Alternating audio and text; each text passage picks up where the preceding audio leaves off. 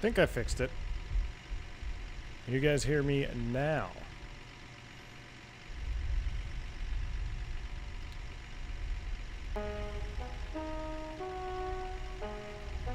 Five by five. All right. Wow. Windows updates. Okay, but do you hear music in the background? Because I don't hear any music in the background, and that shows that music is playing in the background. Goodness. Windows updates are like the death of me. Anyway, we're back. We got it fixed. I don't know what's happening with that. Windows updated. Streamlabs OBS updated. And like I had the music going there for a second because then I couldn't hear it though, but I saw it was playing, so I was trying to fix that, but my goodness, whatever. We got it fixed. We're back on it. I was avoiding that Windows update for I think, I don't know, what, 3 months or whatever. I kept doing pause, and then finally it just said you have to update. It wouldn't let me shut down. It wouldn't let me shut down the PC. So we got that fixed. We're back in it, guys. Today, bad way to start this stream because I want this stream to be really nice, but we're going to be flying up to Rio de Janeiro. So I was going to do 2 legs today, guys. I was going to do fly into Congonhas. We did it last time, SB or Sao Paulo, really, and then do another leg into Rio. But because I'm kind of time restricted and we already just fumbled around for 5 minutes trying to get the audio working, what we're going to do, we're going straight to Rio on this leg. And then we're going to adjust the time en route. I'm going to show you guys how to use the route time RTA function on the Airbus. So we're actually going to pick a specific time we want to arrive on the approach at dawn, and then we're going to have the airplane fly that profile to get us on time so we can have a beautiful sunset arrival into Rio. But then the next subsequent stream, what we're going to do is we'll probably do 2 or 3 flights out of Rio. We might take the 146 out, maybe the 737-500, not the 800 or whatever the that new one is that came out, which is very popular, but I have not picked up the 800 yet. Curious to hear your guys' thoughts on it. We shall see. But today, let's get this airplane all the way up to Rio. GNR, good to see you. Steven, good to see you, my friend. Fubar, Lolar Pilot, Mr. Martini's in the house. Rusty C, thank you for the continued support. He says, hey, man, nothing like tech problems to start. Windows sucks. It does, man. And it's, you know, I used to like Windows because it was not like Apple where it didn't force you to update. You just, if it worked, you just left it working. But now, in this day and age, man, everything is... it's all about control, right? And they want all the control. So here we go. Let's get this airplane fired up.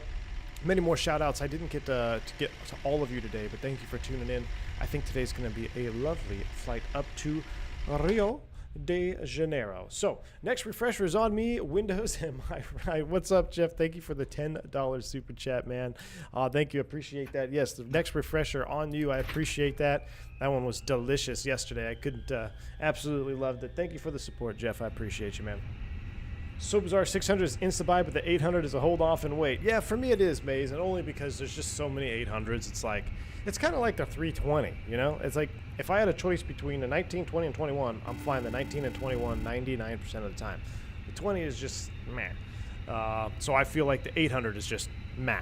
I think the 900 will be cool because you got a really long Boeing there, you know, kind of a dog, kind of like that challenge. The 700 is okay. I mean, I had to get it. It was the first like PMDG level on Microsoft. The 600, I like using it in place of a 500 or 400.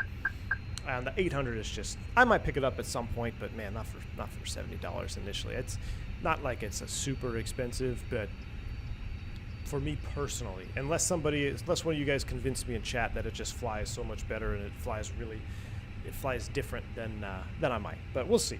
We'll see. All right, we got the airplane fired up there. Everything looks good. Cruise supply on. Ground control. CVR test.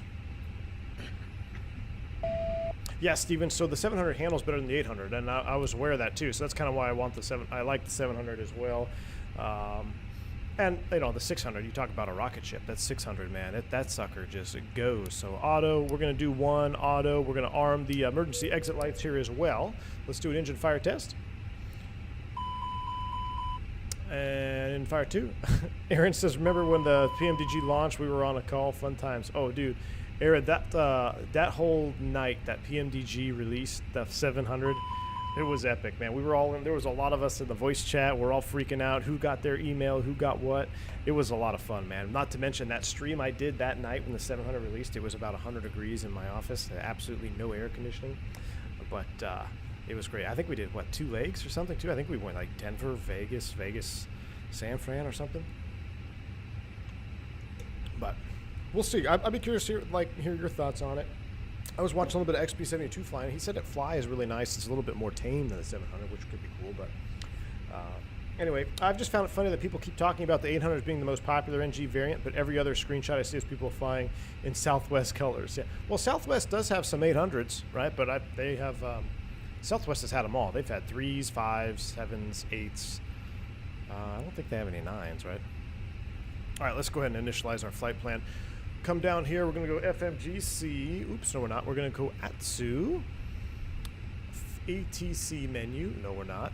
We're going to come over here, AOC menu, a flight init. Let's go ahead and do a init data request here.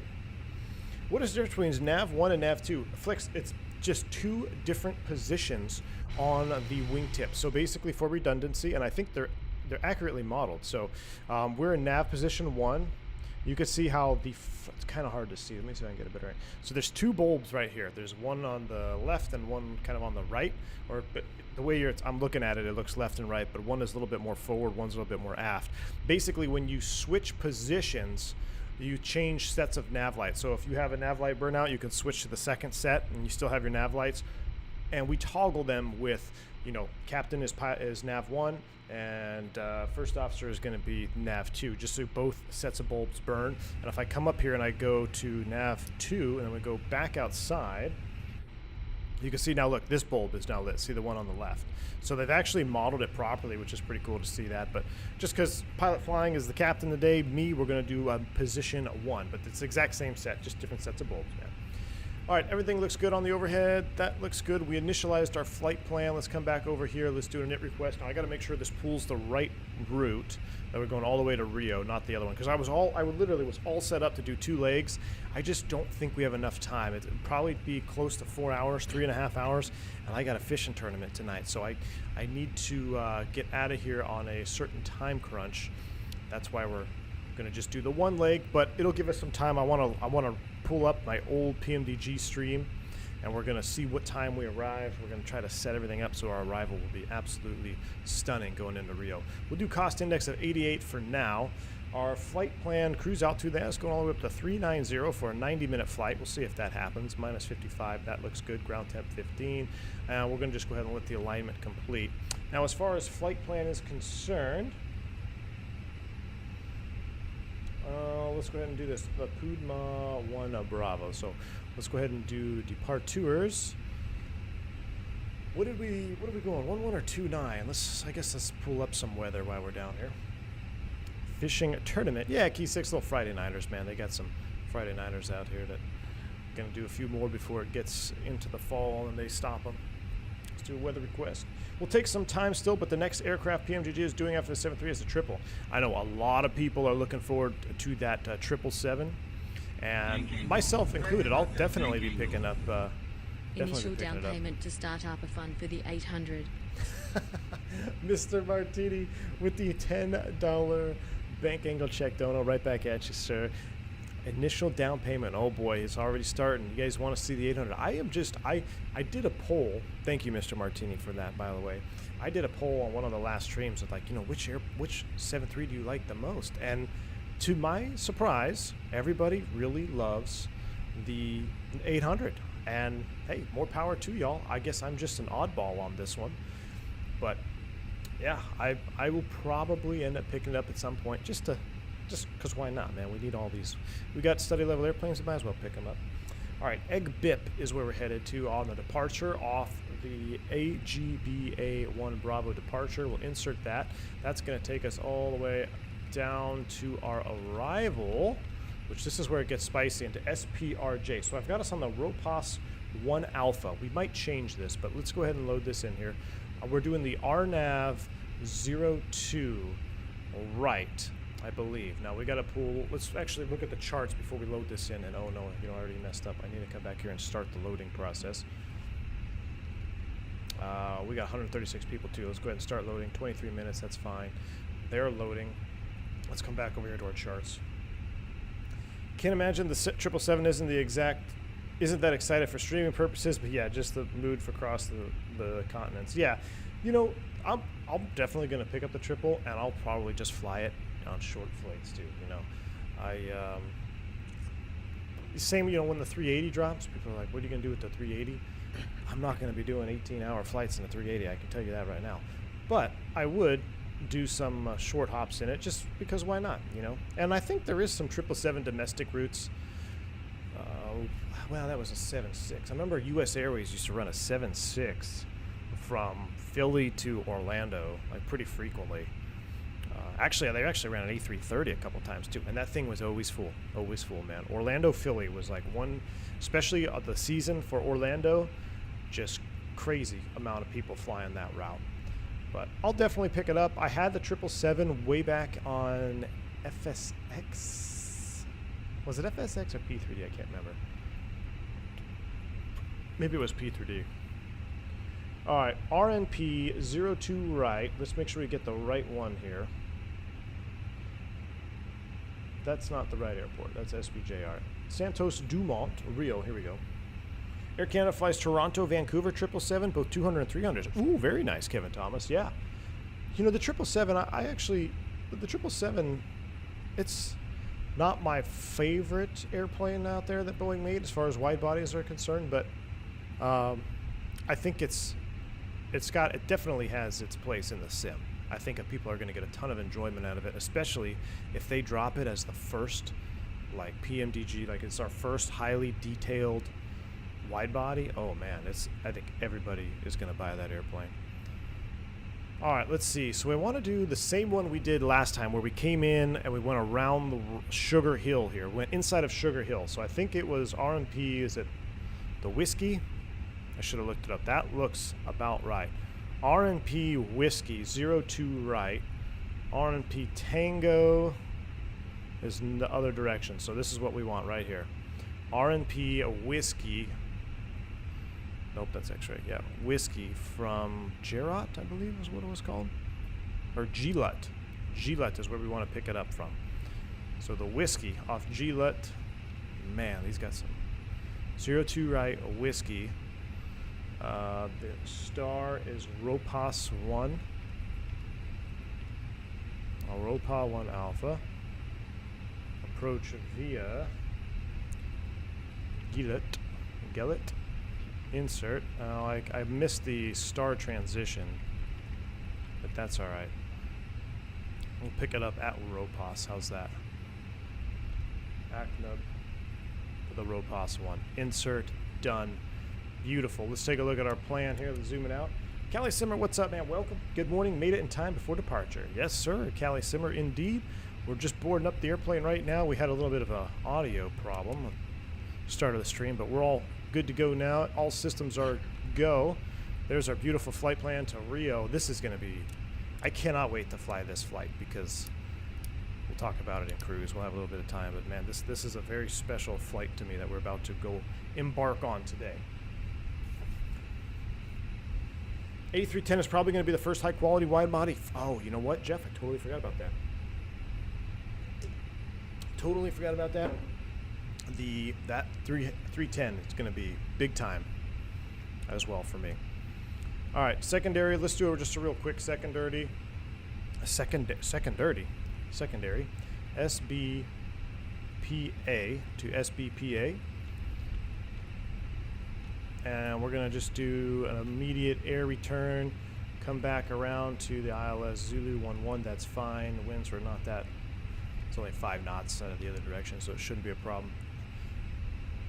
We'll deal with the barrel when we get there. 040 on the wind. Temperature was 27 outside. Getting warmer as we fly northbound. Isn't that crazy? When we were doing this tour, when we were way down south, it's hard of the wintertime. Now it's starting to get warmer. Love it. 1017 in there and 200 above. We'll just call it 300 in the barrel for now. That's fine. All right. SBPA in the GPS primary page. That looks good. Perf. Init B. Let's take a look here. Block fuel. I think it's already on board. 17.5 it is. And it is balanced. So let's go ahead and get our tank pumps on. And let's go ahead and turn our seatbelt sign on. And we can go ahead and put 17.5 down here in the box. Done. All right, we're just waiting for the init, 0 fuel weight. Everything else looks good. We've got no ATC. Let's dial up 390 in the FCU. 390 is set. Recycle these flight directors. Are we aligned? I guess we are aligned. Yes, we are. We're aligned. Nav 390. Everything looks good there. Things are looking up. Things are looking up. The 310 and 330 from Aerosoft to follow, I guess. Yeah, yeah. Andre Henry, you're going to fly along in the 738? Ooh, that'll be interesting, man.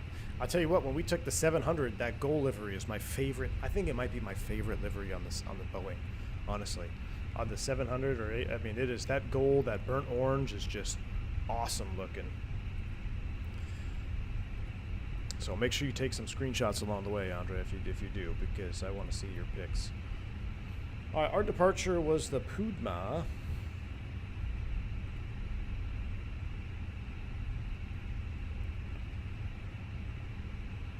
Did we load the Pudma, or did we load the wrong departure procedure? Did we load the right departure procedure? Yeah, Pudma 1 Bravo. Beautiful, all the way up to Egg Beep. Look at that, nice departure procedure. Should be a nice little tour out here on the way out. We don't have any hard restrictions. Everything looks good there. That's fine. Ground charts, it should be pretty simple. We're just going to taxi out and head over to runway 29er. So we're going to do a little bit of a back taxi. We'll take Delta, Echo, and then we'll back taxi 29 and blast off that way. That should be good. That gets us going in the right direction as well. Fueling was done. Let's go ahead and prime the APU for engine start. And let me make sure all my settings are set. I've noticed the Fenix is not saving your sim settings now. I thought it was. Okay, so I came in here. I originally got rid of the analog standby. Let's get rid of that. Let's go ISIS. Let's go ISIS. I know, kind of taboo, but I think TAM does not have any. I don't think they have that DDRMI back there, or not the DDRMI, that analog. All right, let's spool it up. You're flying Gold 998. Beautiful. Anderson, what's up? Says hello, Captain. Super glad to see you here. SBPA is my hometown and where I am right now. Anderson, that's awesome. How's the weather out there right now? Is Microsoft doing a good job keeping it clear? Because I've been hearing there have been lots of issues with the stability of the sim right now and some weather issues. And I believe I was watching Shaq Oatmeal, I think it was last night or 2 nights ago. He was flying Burbank, and his whole flight was fine, and then on approach, his sim basically just took a dump. It got super choppy, and I'm really hoping we can avoid that today. This is a little bit longer of a flight. It should be about 90 minutes takeoff to touchdown. Romulus, yeah, they're per app. They're per livery, but I had just changed this. I literally, when I did to take this thumbnail, I set everything up on this livery, and then I restarted the sim for the stream, and they were all reset again, which, I don't know. Maybe I didn't do it correctly. Oh well. All right, back to our flight. We got 8 minutes there. We're probably going to miss our ETD now because we had a 5-minute delay. Let's go ahead and close up the aft cargo. Let's get rid of the aft stairs. And we can also check our hydraulics. You can see, remember I showed you all the trick last time, so we know they're closing one of those aft cargo doors. That looks good. Our meters are set 1017, 1017, 1017. We'll go constraint mode on both sides. And in real life, this pressure actually stays a little bit longer. It doesn't bleed off quite as quick. Right, everything else looks good there. And we're just waiting for our passengers to get on the aeroplane. Did I see the new Fenix sounds? I have not. I'm just going to do a quick prelim, see what kind of stuff they got us. I think I saw one. Maybe it was like a taxi sound, but I really haven't had much time to be heads down into anything right now in the sim, other than when I come in, I set up a stream and we roll out. All right, that's off 1-1 though. That's the wrong runway. 29, packs on, please. Force Toga, yes. And let me just do a recalculate. I saw somewhere winds above 150 knots on the ground as soon as the parking brake was released. We can't really use that when coming into Santos Dumont. No, that would be very problematic, Danny. Very, very problematic indeed. All right, so we're looking like we're going to... Oh, that's going to be pretty fine. Down 0.2, 20, 40, 40. That's just a prelim. Cool. Takeoff data has kind of... We've looked at it. We're going to leave the init B blank until we're completely done. Let's see how far we got to go here. 136 of 65. Everything else is boarded up, though, so let's go ahead and close that boarding door as well while we're here. all the cargo is on board. So let's go ahead and close the forward cargo. You can hear that. Shaq Oatmeal, what's up, man? Afternoon, everyone. Just did my last flight of the day. 2-hour YouTube break, then go home. Nice, Shaq. That's awesome, dude. Shaq, I was watching you fly into Burbank yesterday, and your sim just like went out on you, man. I hope that's not a common problem, because I've been hearing multiple people having issues with their sim getting all messed up lately. So I'm hoping that doesn't plague me today.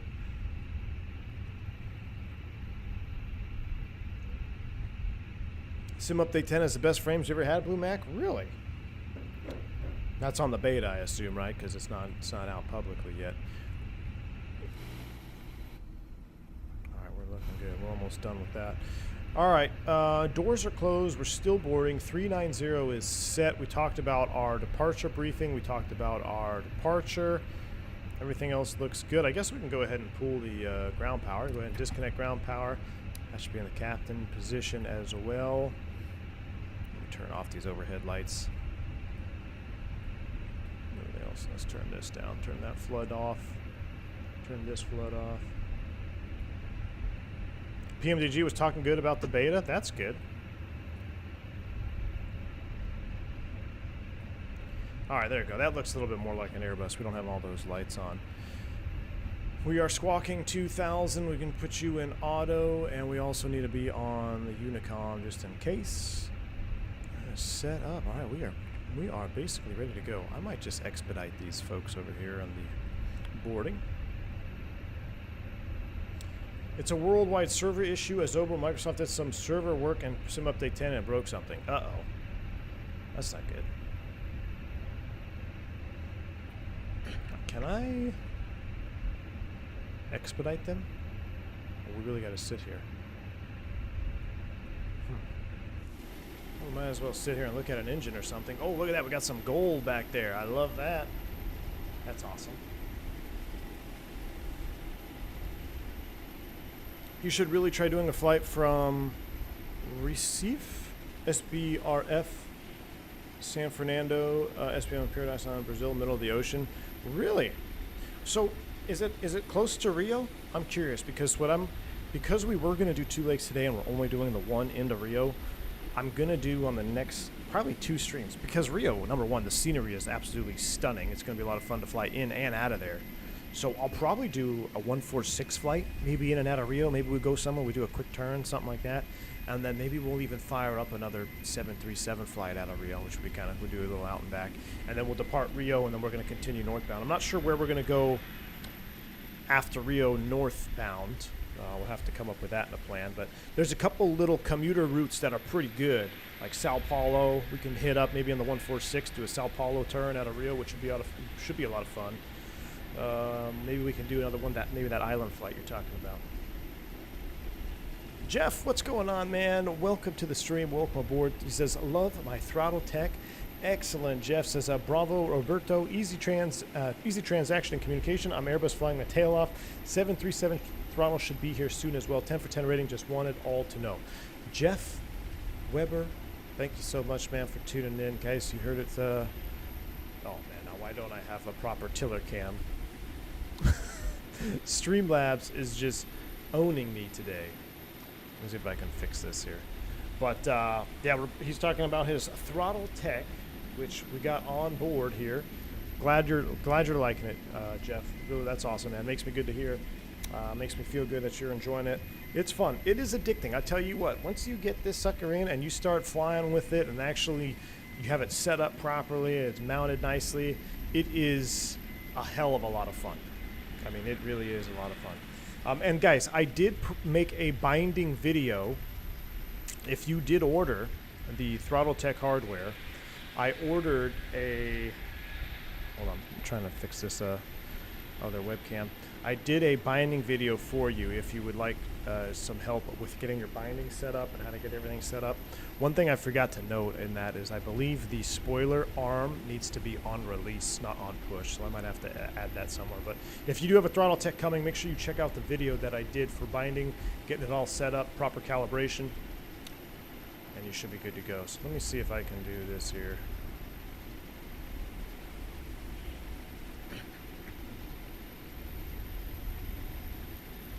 Why can't I get my stick cam up?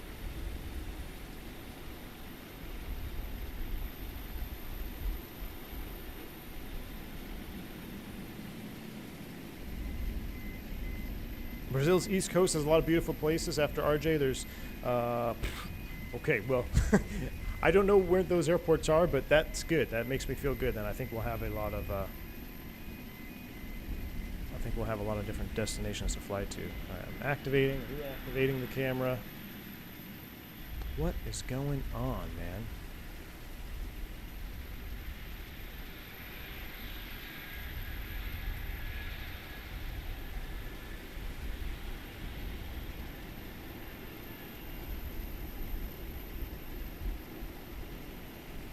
I can't even switch it to the other camera. It's just an OBS issue.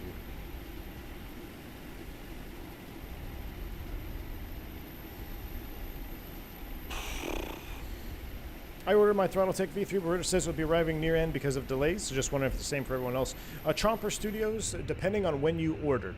I guess there were quite a few orders that went through right after I did the review video and kind of showcased it. So if you were a little bit late on that, don't worry. Roberto is definitely good for what he's going to get you. I've actually been in communication with Roberto myself about a couple of other things. So they are working. Their factory, from what I understand, after the video, has been pretty much working overtime. So you have not been forgotten. Do not worry about it. He will come through. Just sometimes things take time, you know. All right. I wonder if I should do another reboot of Streamlabs. All right. We're gonna try one more reboot because we still got about 10 passengers to go. I'm gonna reboot Streamlabs one more time, guys. So give me a second. I'm gonna reboot Streamlabs, and then hopefully we'll have the stick cam up and running as well. So I don't know if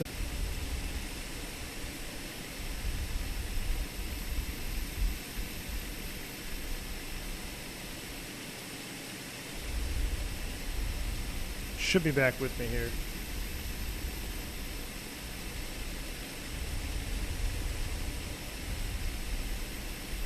You guys should be back on. All right, cool. We're back on it.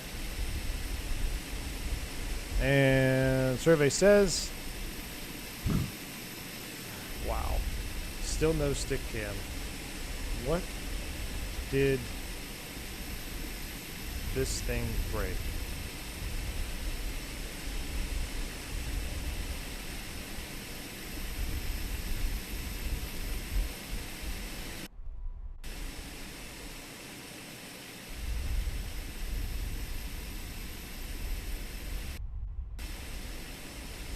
Trying the unplug replug trip as always. Now that's gonna force me to restart it again. This is a Friday shenanigan. Like this is just one of those streams where it's not working in my favor today. All right, this is my last.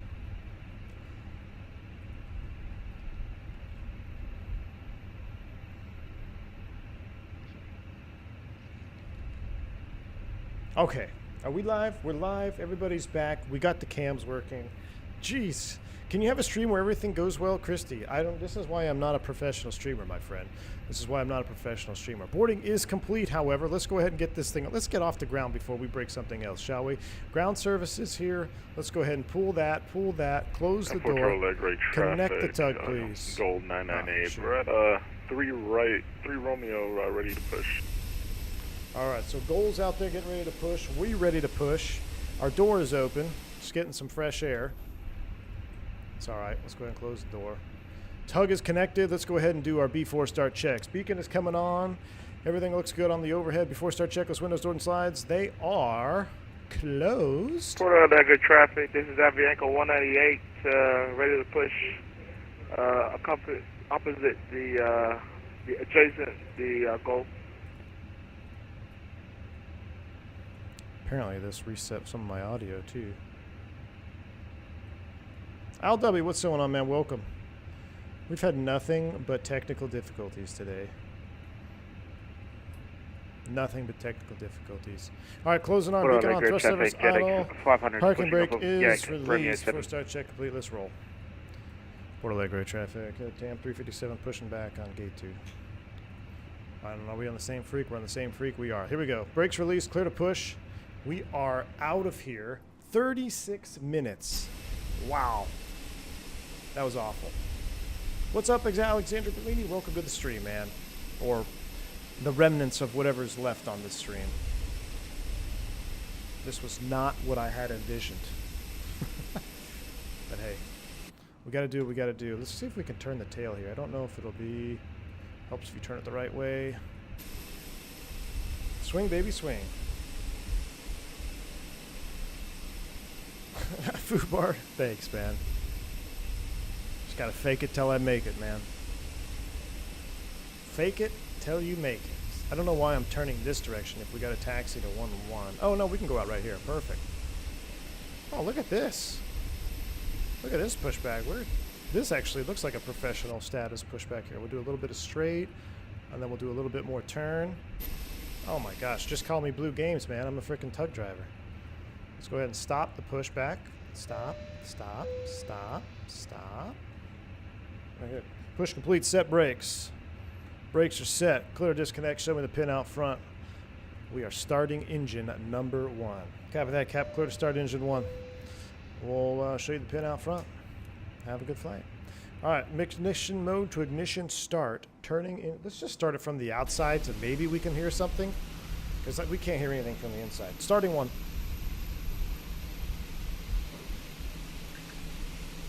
Al says, don't sell that kayak yet. Oh, that was cool. Did you guys see the rudder straighten out there as the hydraulics got pressurized? That was cool.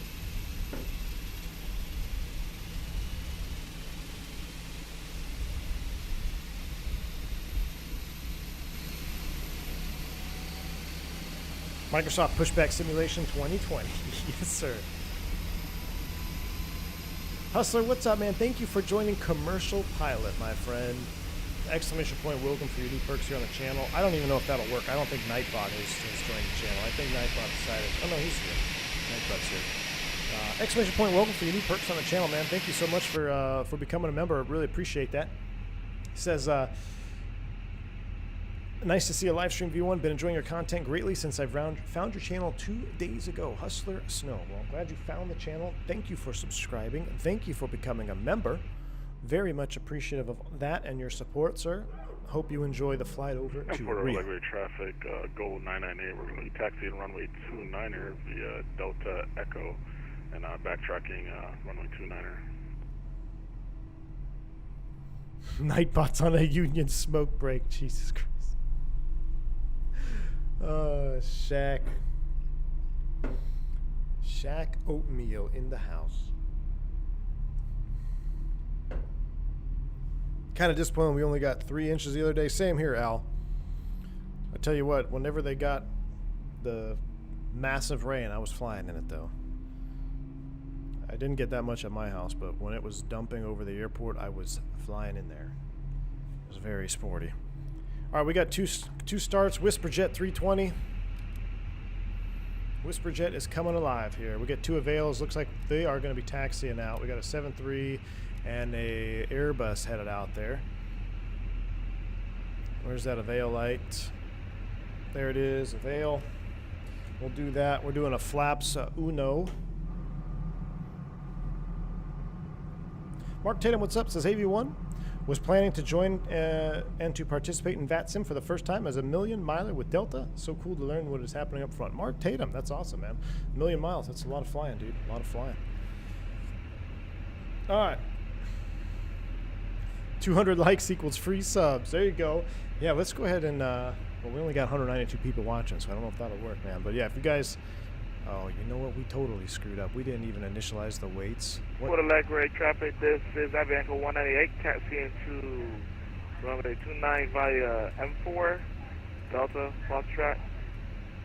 125.1 and 31.0. 125.1 and 31.0. Whoops. So it's interesting that this happened to me and I forgot it on this stream because Yeah, Bianca is going the other day I can't we seem had to an see issue you with on this. screen, but I just want to confirm I'm not going to cut you off or anything. No, I can see you, so I'm not quite sure. I'm just double checking to see if Sync final. Let's just make sure our speeds are good. I'm a visitor. We got to give them time to taxi out anyway, so that's Gotcha, fine. I'm on 20, Delta 20, right 40. now, passing Mike 4. 120, 140, 140, flaps 1, down point 2 is set Okay, I got there. you, got you. And let's do down point 2, that is set. Overhead, you're done, you're done. Here we go, here we go. All right, everything looks good. Let's get out of here. Mark Tatum, thank you for the $10 super chat, man. Appreciate you, appreciate your support. Very kind of you, very generous, thank you. Alexandra Bellini says, Rio is my favorite city you should visit. Oh, it's on the list, my friend. It's on the list. Porto Alegre traffic, TAM 357. We're going to taxi 29 via Delta Echo. Back taxi will give way. All right, let's roll. I hope they were going to 29. Did they say they were going to 29? Brakes released. Taxi light is on. Yeah, they're going to 29. Here we go. Mark, you're the real MVP until someone takes the trophy. Nice, Shaq. All right, we're rolling. Lights are set.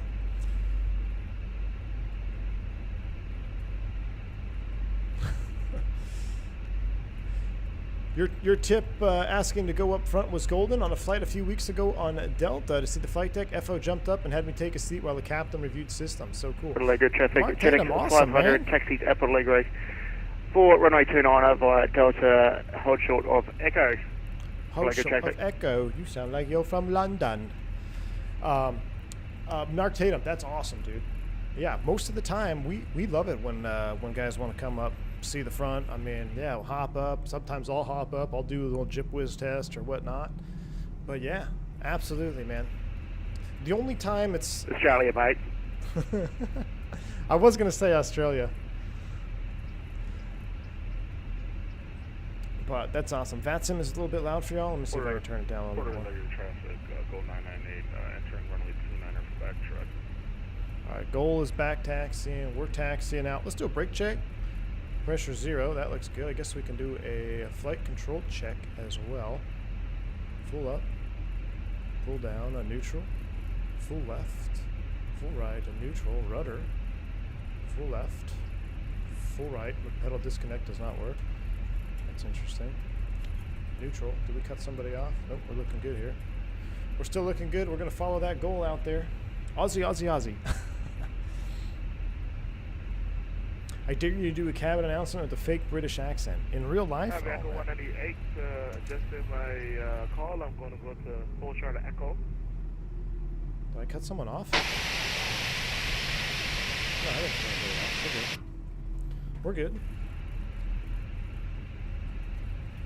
We do have a company message. Let's take a look at that. Gosh, I really wish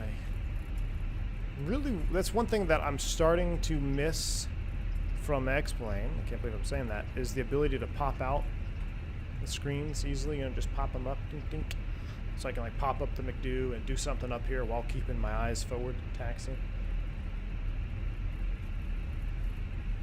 One of the colleagues on the flight took a pic of me leaving the flight deck, posted our team chat. I guess the rules don't apply to the guy who was the #1 comment. That's awesome, man. Good stuff, dude. Should have armed those. Jeremy Harvey, what's going on, man? Welcome. Says I got to call the flight deck on the handset and chat during cruise and spent the next part of the flight strapped into the flight attendant jump seat. Jeremy, that's awesome, man. Good to hear it, dude. I love hearing stories like that, especially when the cabin crew, you know, we'll do what we can from up front, and then if the cabin crew is equally as kind, which most of the time they are, and they take part in helping y'all, or just giving a nice experience to people who want to be involved. Love it. Love it, love it, love it. Pop-up screens makes the experience unrealistic. I mean, the fact that we're flying a commercial jet single pilot while streaming is a little bit unrealistic, but to each their own. To each their own. Hi from Portugal, Tiago. What's going on, man? Welcome. Ooh, that guy was just going past the window there. Let's see if we can watch this take off. There we go. There he goes. I gotta say, that burnt orange on that gold livery is absolute fire. Absolutely fire. Dougal McTavish, what is up, my friend? Welcome, man. Pop outs work on the Fenix, right alt click. Yeah, that's what I've heard, right? The right alt click, but then you guys can't see them. Watch what happens. When I do right alt click, that doesn't work on the McDo. Oh, right alt click. But see, you can't see them. See, I have a pop out, but then you can't see them. I'd have to reset my sim sources or my OBS capture to pick up each individual window, which is just this kind of pain in the butt. Flying Cheese, welcome to Commercial Pilot, sir. A couple new members today. Really appreciate y'all supporting the channel, tuning in. Welcome aboard. Welcome aboard. Dougal, I hope all is well with you. Hope all is well with the family. And hope you're enjoying some flying.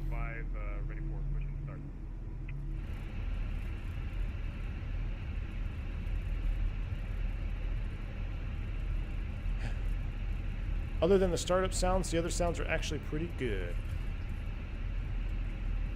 I agree, Jeremy. I totally agree, man. And actually, Jeremy, here, I'm going to stop short, so I'll show you. Like, we're so light, we're just taxiing with idle thrust.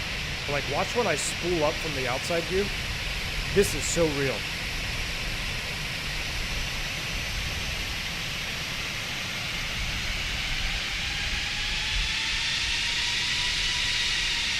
That is so real. I mean, that sounds like I'm sitting on the ramp listening.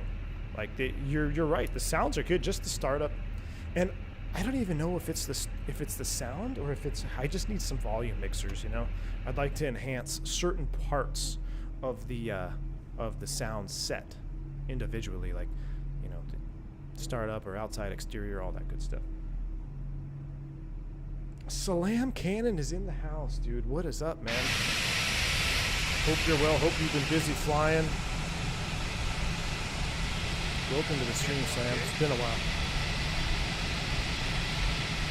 All right, this is looking good now. We're all dialed in with 48 minutes off block. Jeez. Adios, Mr. Avianca. Dad joke of the week. What do you call a cow with no knees? Ground beef. I've heard that one, man. Avianca. We'll watch him rotate, and then we'll do our back taxi. Slam, you're chasing your commercial at the moment. Awesome, Slam Cannon. Absolutely awesome, dude. I'm just going to say, so I'm going to take the runway here. Let me make a radio call. We're going to do this. We're going to do this, this. Port Alegre traffic, TAM 357, back taxi 29, Port Alegre. Start the clock, give him some time. I just want to say that, you know, guys that have been part of the channel, whether you're just a subscriber or a member, and you have started, or you were already just kind of starting out in your real aviation career, and you post updates and stuff in the Discord and on streams, I absolutely love hearing that, because I think that is a really cool part about this community, especially over here at the V1 community, is like we've got guys that maybe were never even thinking about flying, and then they're already got their private or their glider pilot or what have you, and hearing all the progress stories and keeping tabs on how everybody's progressing. It really adds a different dynamic and different feel. So I love hearing all that stuff. Congrats, Slam. Hope you nail that commercial, man. Commercial was my favorite. Commercial is my favorite rating to do out of all of them, because it's like, you know, you're finally getting trained on what you really want to do long term, right? You really want to get paid to fly, and that's what the commercial rating is all about. So that's cool. Mr. Dimitri is here in the house. What is up, dude? You know your priority is right when you get out of being to watch V1 at takeoff and land in Rio. Dimitri, good to see you, brother. Hope all is well. Hope the family is well. And yes, you're about ready to watch us blast off here out of Rio. We didn't even do our before takeoff checks yet. It's been one thing after another, Dimitri, on this stream. Started out with some Windows updates, some audio bugs, some camera bugs, but we're just gonna keep on trucking, man.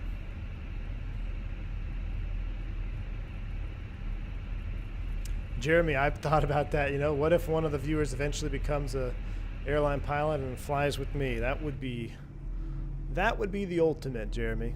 You're absolutely right, man. I don't knock it out. I mean, it may happen. I haven't ruled it out. Have not ruled it out. I gotta get my lineup good here because Dimitri's joined the chat. There you go. How about that lineup, Mr. Dimitri? All right. Let's, real quick, let's finish our flow here. Auto brakes max, takeoff config checked. Everything else looks good up top. This is going to TARA. Let's light it up. And let's turn the sounds to the proper level here so we don't blast our ears out.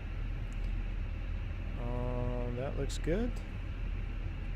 Are you guys ready? I'm ready. Are you ready? We have 124 likes. Give me 130 likes. Come on, 6 likes. Yoga's in chat. I'm gonna spool them up 50, nose forward on the stick. Let's do this. Spooling them up, take a listen. Actually, do it from outside.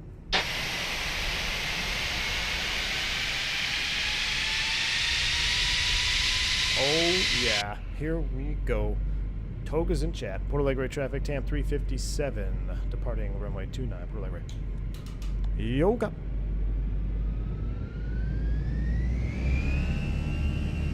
Max juice. Mantoga SRS nav auto thrust is blue. Here we go.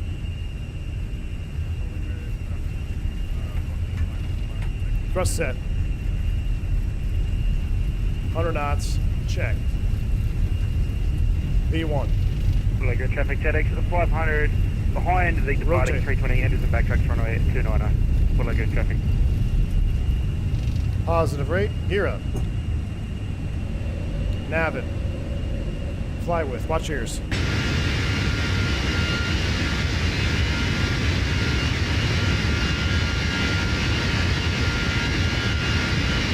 Gotta love it. Absolutely. Got to love it. Look at that view. I'm still coming to, I might be coming to Brazil next month for sure. I've got vacation next month. Might be happening. A little bit early there. Let's milk it. Nope. Milked it a little bit too much. Thrust climb, auto thrust. Didn't quite have a full positive trend there. The passengers definitely felt that one. That's kind of why you wait for that positive trend. There's S-speed. We'll go. Let's let them auto retract because we got a tight turn here. So I kind of leave this sometimes when I've got a tight turn, like a 90 turn here. We should get an auto retract. There it is. Bank angle check to the right. Flaps 0. Sometimes when I see that, this one was a little bit far out, but if I'm in the turn and I'm past S speed, sometimes I'll just, that's weird. Sometimes I'll just leave the flaps auto retract because I'm in that turn. 500 departing at runway 29. And I wanna keep that turn radius nice and linear, really, as long as I can. We can crank it all the way over. Beautiful view right there. Overspeed with flaps is a bug. Hadn't seen that one ever. I don't know how many flights have we done with the Phoenix? That's the first time I've ever seen that one. I swear Phoenix, they push little updates and stuff to the airplane without like anybody really knowing. You know? I think they're working behind the scenes in that Fenix app. But maybe I'm just a conspiracy theorist.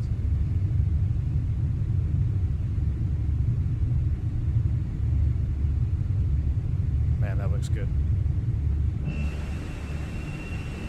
Alright, there's transition. We'll go ahead and set standard. Standard set once, twice, and 3 times. Pop the visor down so we can see how we're doing here. Just hand flash. It's only 21 degrees. I feel like we've got a lot of power today. Oh, well, not all that heavy, I guess. Beautiful view. What is the ETP? That stands for Equitime Point. So that is the point in your flight plan at which it is equal time to continue to the destination that's in the ETP selection or return to your departure airport. And I've talked multiple times on how to modify your ETP. So if you don't modify your ETP, it will always be the equal time point between your primary flight plan, departure airport, and arrival airport. But if you've been around the channel for a little bit, I've talked about modifying the ETP and why I modify the ETP. Sometimes I'll put different airports in there, and it's always basing off of that page that you modify in the MCU. And if you want to take a closer look at it, we might look at it a little bit later today. We got to look. I'm going to show you guys the RTA function today. But let's see, equal time point. So you go data, equal time point. You can see this is between Porto Alegre and Rio. So that's what it's calculating, the estimated time point, or sorry, equal time point. Sometimes we call it the estimated time to P, because that's the halfway mark, right? Do you use ETP or PSR? We use ETP. That's it, you're getting called by the gatekeeper for that overspeed. Nah, I'm not going to get called for that one. I'm probably going to get called for what happened last week, but we're going to save that for the podcast. Yeah, it's been an interesting month. You know, I think it's been about 7 or 8 years since I've gotten a call from a gatekeeper. I'm probably going to get called twice in 1 month. Unreal. All right. When it rains, it pours, I guess. I'm just going to keep hand flying it. We're accelerating to our cost index climb out speed of 339. That's pretty spicy. I'm going to select speed here at 280, or else we'll probably never get up there. So I'm going to select 280. 339 is fine. The airplane will climb out at 340 knots. I mean, you can climb out at 340 and a 320, no problem. But even in real world scenarios, I tend to just I don't really like going above 310 until I'm above about 28,000 feet, because it just gets really loud. You know, the air is much denser, low level, so you just get a really loud wind noise, and especially if you're, 14,000 feet. If we were doing 340 knots right now at 14.5, it would be loud. It'd be very loud. Not saying I don't do it or I haven't done it. I mean, there's some times when your cost index for 99 and you're climbing out at 340 knots, 15,000 feet. Airplane will do it just fine. There's no safety hazard with that, as long as it's smooth air. But like I said, it can just be a little bit loud sometimes. Are you ever going to fly the 738? I probably will. I'll probably fly the 73600 next, though.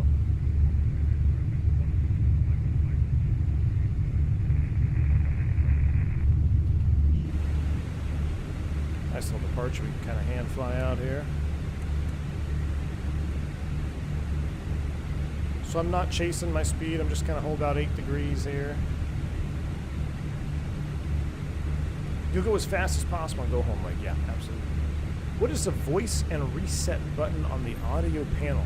Ah, good question. So down here, voice and reset. This has to do with VHF, and this has to do with resetting the call button. So if the cabin crew were to call up right now, you would get a, flashing light here. It'd be flashing amber, and so you could click it and you could talk to them in the back, but it would continue to flash until you hit reset here. Once you hit reset, it would stop flashing at you. And Slam, I don't know if you're still here or not, but that's one thing that I remember I was taught, and something I taught every student after that, and it's something that I think can really make a difference and keeps your flying clean, is especially when you're doing your commercial. Oh my God, I literally thought the airplane was saying bank angle check.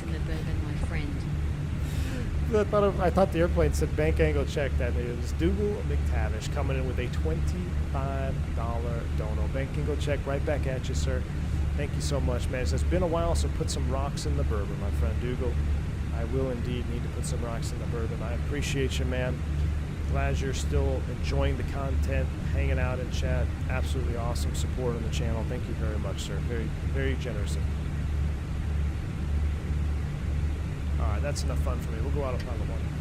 And we'll just come back here for a minute. So what I was saying is, for the commercial rating, Slam, if you're here, or anybody that is eventually going to get a commercial rating, I always taught never ignore any amber, red, or flashing lights in your cockpit. It doesn't matter how small they are.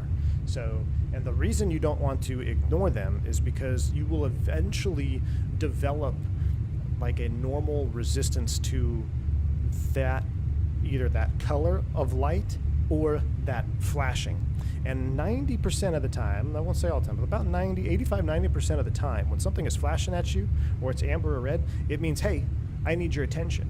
So you can develop bad habits by just ignoring a flashing light. Something as simple as, let me see if I can come up with an example. Like, it's kind of hard in the Airbus because basically everything amber or orange are flashing is bad at you.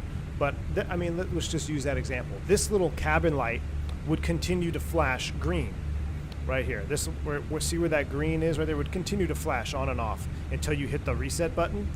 And yeah, it's not going to do anything bad at all if you don't reset it.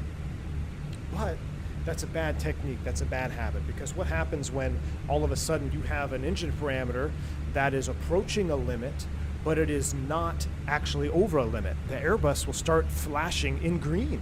It will actually start pulsating in green. It actually becomes an advisory message. You'll get an ADV here instead of status. It'll say, instead of STS down here at the bottom for status, it'll say ADV, which is an advisory message. And you don't want your body or your eyes to be trained to ignore those small details, because it can matter. And that's another thing. I don't like having my chrono here unless I'm actually actively using it. Some guys will start this chrono for takeoff. I always start the one over here.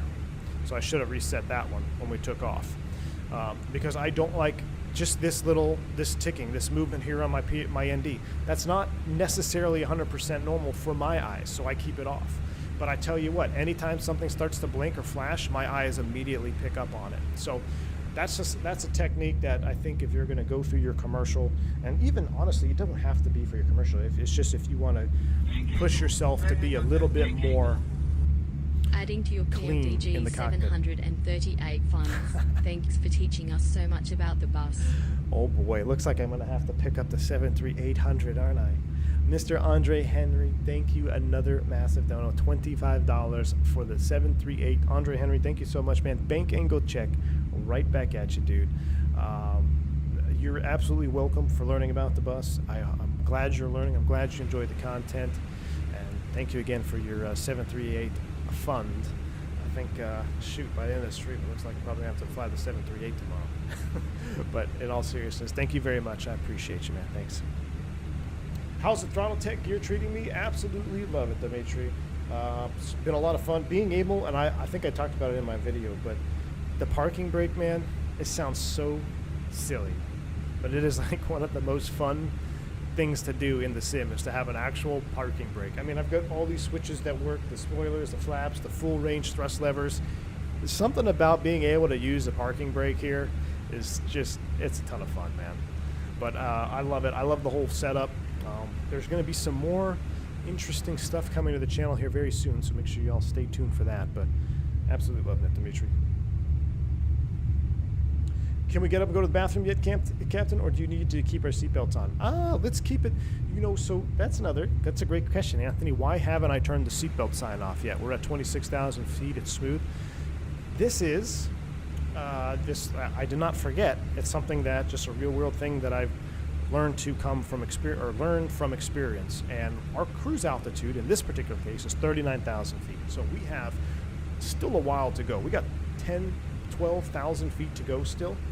So there's two reasons I've left the seatbelt sign on right now. Number one, we have such a large amount of altitude to still climb to. It could be choppy up there when we get to our cruise altitude, and I don't want to have to turn it right back on. Number two part of that equation is this is a little bit of a longer flight. I think we said it was about 90 minutes from takeoff to touchdown. So they'll have plenty of time to get up and use the restroom when we get to cruise. If it was a short flight and it was really smooth, then you're right. I might actually turn it off in our climb out phase. But because it's longer and we have a long way to go still to our cruise altitude, I'm going to leave it on just for a little bit more here. And the other thing to think about too is on these flights here that we're obviously, you would have a galley service on this flight, being 90 minutes long. The cabin crew don't really want people up and down the aisles when they're coming up and down with carts and stuff, right? So if I were to turn that seatbelt sign off right now, people are going to get up and they're trying to do service. They're trying to get the galley carts in, getting ready for drink service. So I tend to keep that seatbelt sign on a longer flight until about 25 minutes in, or we're within a couple thousand feet of our cruise altitude, or I've got some reports it's going to be smooth all the way out. So Didn't forget, but just talking you through my thought process on that one there. Callie Simmer dropping 10 gifted subs. Absolutely awesome. Guys, if you haven't already, make sure you enable gifts on the channel. And I believe if you click up top there on the gifted subs, you can pick up one if you have not already. If you do get a gifted sub, make sure you thank Mr. Callie Simmer for being very generous and getting some free gifted memberships to the channel. I mean, this whole chat is about to be green. This is that's pretty incredible. Thank you, Callie Simmer. Very kind of you, very generous of you, man. Thank you. We'll continue to climb out here for a little bit, and then we'll shut it all off. Sam Cannon says, I was just thinking, how is it pretty awesome? I was just thinking how it's pretty awesome how a couple of us weren't pilots when we started watching the V1 channel, and now we are because of you helping us forward. Very much appreciated. Hey, Slam, that just hits me right in the heartstrings, man. That's you're absolutely right.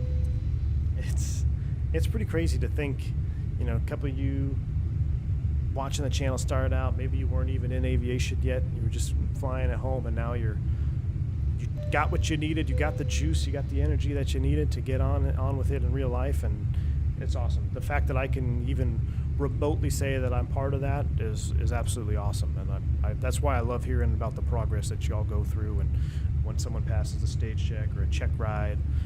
Most recently, I think Boris, who does all the sounds for the fly-by-wire. You guys are pretty familiar with him. He passed his private pilot check ride, which is awesome. I remember when he came along, I don't think he was even in flight training when I first started discussing or talking to him. So there's all the gifted subs. Absolutely awesome. I will probably mute the alert box here momentarily. Let me go ahead and mute that for y'all so you don't have to continue to listen to the seatbelt sign, but awesome. Jeremy Harvey, you're absolutely right. The super chat sound is the flight attendant call. You're absolutely right, Jeremy. And every time that buzzer goes off, I have thought about going down here and hitting the reset button and checking it out. And funny enough, Jeremy, that sound, the super chat sound, that buzz, is also one other sound. That buzz will come off again, or will go off in the cockpit again for one other item down here. I wonder if anybody knows what it is. I don't think... I'm pretty sure you can't simulate it in the sim or even in P3D. Maybe in P3D, I don't know. I'll just tell you, but the only other time that buzzer will go off is when you get a cell call. So you have a cell call code here, right? Dave, this one, D-A-V-E. Every airplane has its own cell call code. They are being reused right now because they ran out of letters. So sometimes you can get a cell call from the wrong airplane, but it's pretty rare. But when, say, maybe dispatch is trying to get a hold of you, you're outside of VHF, and they can't get a hold of you, they can cell call you. And when the cell call goes off, you'll get that buzz, and then you'll have to go over to VHF 3, and you can pick up the call on HF. So that's the only other time that buzzer goes off.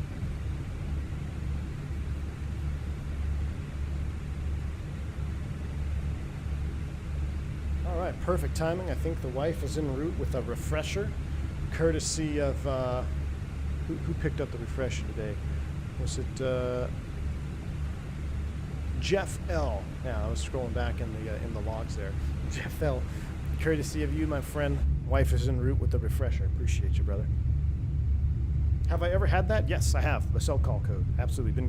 That typically happens for us, like on a narrow body fleet, really when we're outside of VHF range. So when we're doing any waters routes, you know, maybe doing something East Coast like Boston, Kennedy, Baltimore, Philly, and from there going all the way into the islands, like St. Martin, St. Thomas, Puerto Rico, San Juan, Puerto Rico. You cut off a huge amount of mileage by cutting across the water, but that's when you enter the West Atlantic track route system, which is the waters routes, which is not quite track routes, which take you across the pond. Very similar, they're handled the same, but it's called waters airspace and waters plus before you go all the way out. And because you don't have to be ETOPS to cross the waters, there's some routes that keep you within ETOPS, but that's I think I also had a cell call one time when I was going to the deep south. I think I was going to Lima.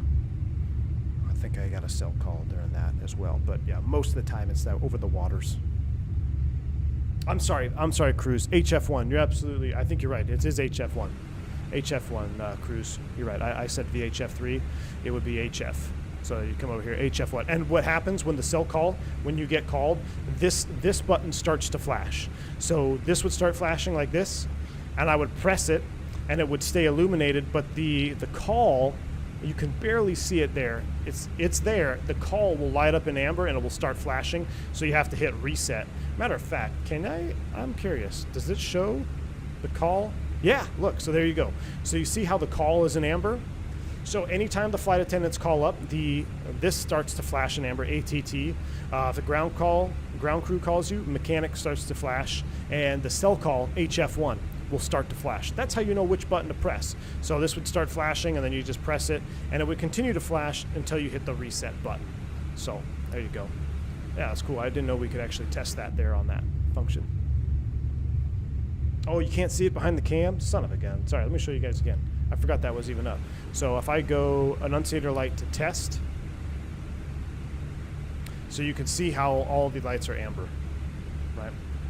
Sorry about that. I've heard HF radio and it sounds terrible. Yeah, HF is a whole different ball game. The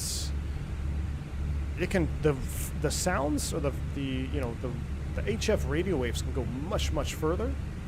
But the quality of the audio can be pretty bad depending on where you are and all that. So, all right, let's zoom it out here. I think it's going to be smooth. We got 2,000 feet to go. Everything looks nice. We're getting ready to level off. Let's go ahead and kill the seatbelt sign.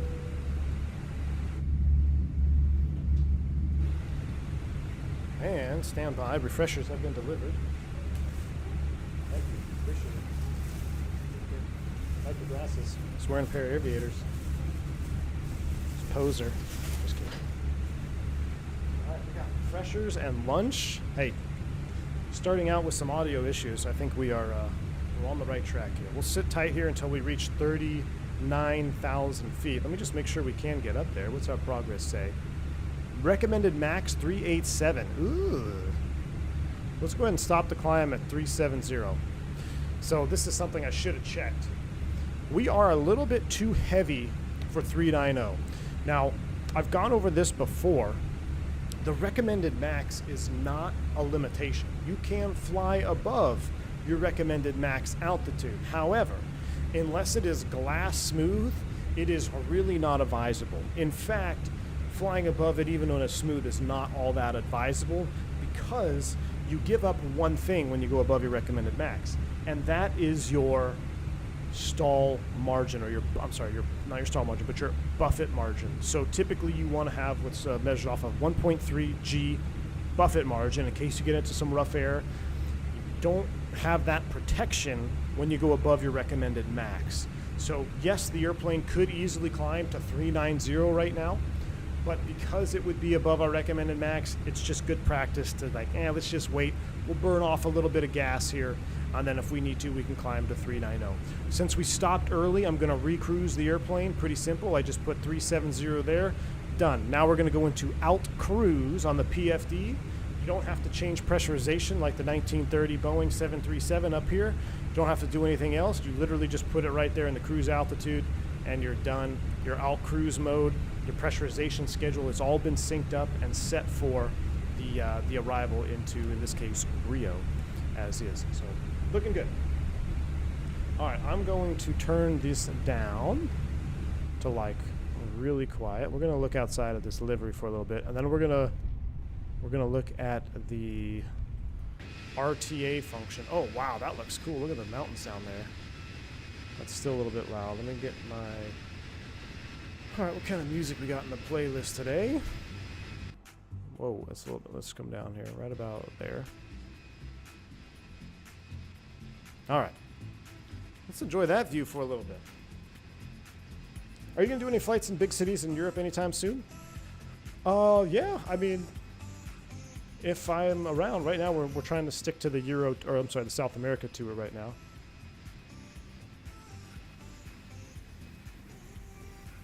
Oh, I kind of like that better. Coastline. I've made a digital HF contact from Texas to Australia on 1 watt. Wow. Oh, that's nuts, man. True cockpit meal VIP service. VIP service, yeah, it is. V14 Chicken, are you a white meat or dark meat man? It's tough. I like white meat, but I actually really like chicken thighs, which is kind of a blend between white meat and dark meat, I guess. I guess it is white meat, but some of them are dark. I don't know. But when it comes to turkey, I have my white meats. My wife likes dark meat, though. Weird question. Flying into Midway in a few months. I heard it's called the USS Midway. Should I expect a fun deceleration? Oh, yeah, Aaron. You going in there with Southwest, I imagine? They will have you on the ground very abruptly, no doubt.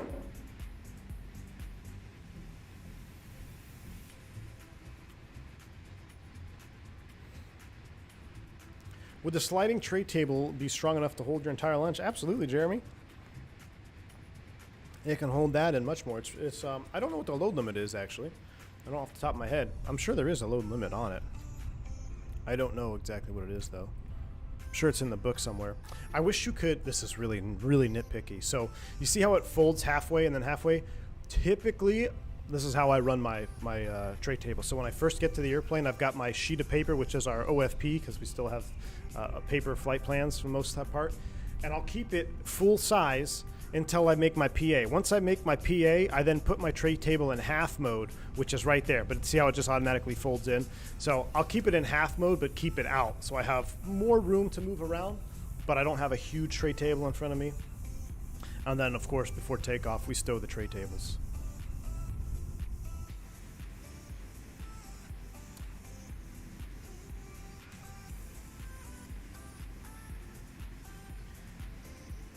Southwest, there it is, yeah.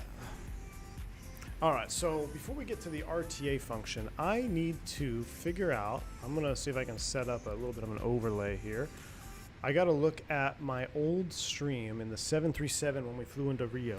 We're gonna figure out what time we landed in Rio, then we're gonna adjust the sim time, and then we're going to use that to arrive at the exact same time in the Phoenix, which should be pretty cool.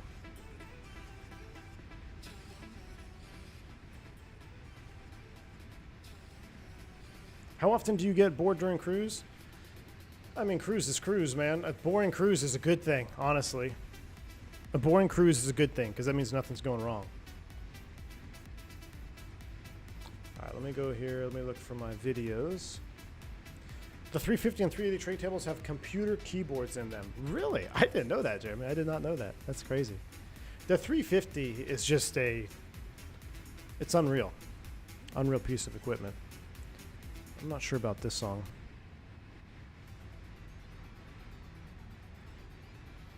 Alright, when was that stream? That was a little while ago, huh?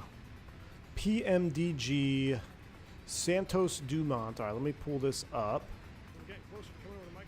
Oh, I don't want you to have to listen to that twice. So if you guys didn't see it, I'll show you it here. I'm going to get the overlay going. That's there. Alright, let's put it into mini player mode.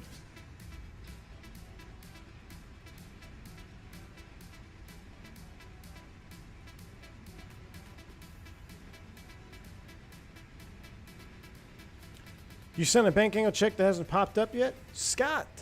Oh my goodness. You know what? I had the alert box muted for a little bit. I'm so sorry, my friend. Mr. Scott had came in with a $30 bank angle check. Hold on, let me get rid of this song because I might have a seizure if I keep listening to that one. I think it was wild, huh? Scott, $30 bank angle check dono, right back at you, sir. Says the closest I'll be to a pilot is in the simulator. It's so cool that you share your time within the sim community, teaching us how to fly the bus correctly. I truly appreciate it, Captain. Bank Angler check. I like that. I like that, Scott. Thank you so much, man, for your massive dono. I think we have to get the 73800 now. Was not expecting that, but I appreciate you so much, Scott. Thank you for that. And I'm glad you're enjoying the content. You've been a long-time contributor and supporter of the channel. I can't thank you enough for your continued support, my friend. Very appreciative of that. Thank you, man. Bank Angle check right back at you. Guys, if you're a member, and if you've even picked up some members today, let's just get some Bank Angle chats. Let's get some Bank Angle checks in chat, huh? Get some for Scott, get some for the donos, the new members. Let's get some Bank Angle checks. We're turning this vibe around. We started out rough, but we're turning it around.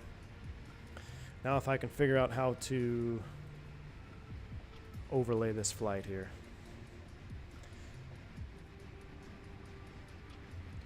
This is a watch question mark. Chrome extension. Beautiful. So I want that done. And let's full screen it.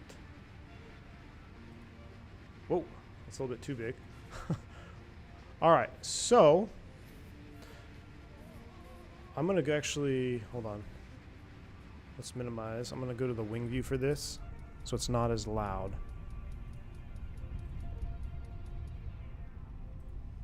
All right, so this was, if you don't remember, and matter of fact, I might even just mute the music for a minute here.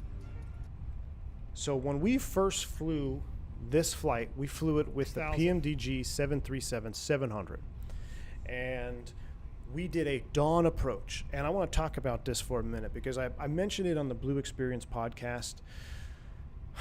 Every sim that has come, I've been simming since, I just gotta say FS98 because that's when I really started like actually knowing how to fly the sim a little bit. I know I'm not the guy, I haven't been doing it from the very beginning. There's guys who've done it before me, the guys that have come after me as well.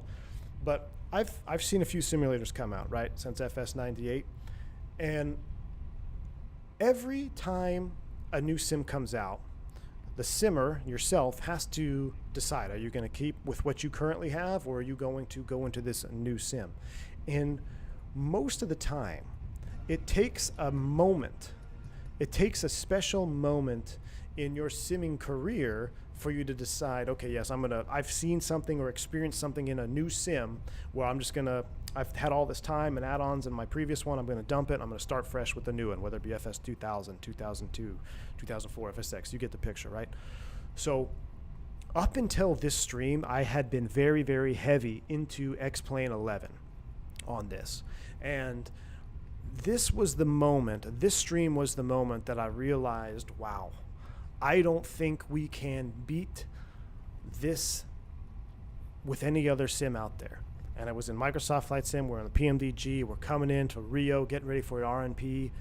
And it was this stream that I realized, all right, I'm all in. And I think after this, we pretty much flew Microsoft exclusively from then on this channel, pretty much. I think I've done maybe 1 or 2 flights. I know we did the cockpit prep or the emergency check ride prep streams in the Toga and X-Plane. But it was this particular stream, and I'm going to show you guys. So this one, it says we had a 0905 arrival time. Tyson, we don't want a sunset. We want a sunrise. So we actually were coming in the morning. So let's skip this stream forward a little bit here. Next to the buildings to make I'm going to skip it forward to right about here. And we're going to watch this stream over. High. Let's watch this stream over. Come on, we're catching it. We were a little bit high on path. We're coming down. We got record going, so we're just going to fly the airplane up here. So it looks like 0906Z. Feet high. We're catching it. Terrain check. We had that terrain going off us because I didn't know how to mute that. 300 feet high. It's coming down. Caution, terrain. Terrain check. Caution, terrain. So I should have inhibited that terrain. That's something that we're going to take a note for this approach. Coming up on path. We're going to make sure we inhibit the terrain on this. So we were a little bit high. We caught the path. Arm it. We're still doing the same RNP. 117. Man, we were 117 ref. That's pretty slow. I don't think we'll be that slow today. We might be a check. little bit faster than that. I don't know where the inhibit button is. 1,000 feet. We're stable. Look at these views, guys. Oh my goodness. Okay, this replay is going to be one for the ages. We're going to hang on to that. Are we going in front of this rock? For him to say that in a Boeing, imagine Where's this in the train bus. headed? Shaq, that's what I'm hoping So for, here's man. somewhere. I'm hoping that we can recreate this Yeah. even better, which Terrain I check, didn't make think it was go check. possible. Caution. We're going in terrain. front of this rock. Oh my word. Only thing I need in 2020 to never go back is a 7.5. Shaq, it's on the way, man. The 7.5 is on the way, dude. So we're coming in. And I probably should have just went to the There's the replay. runway.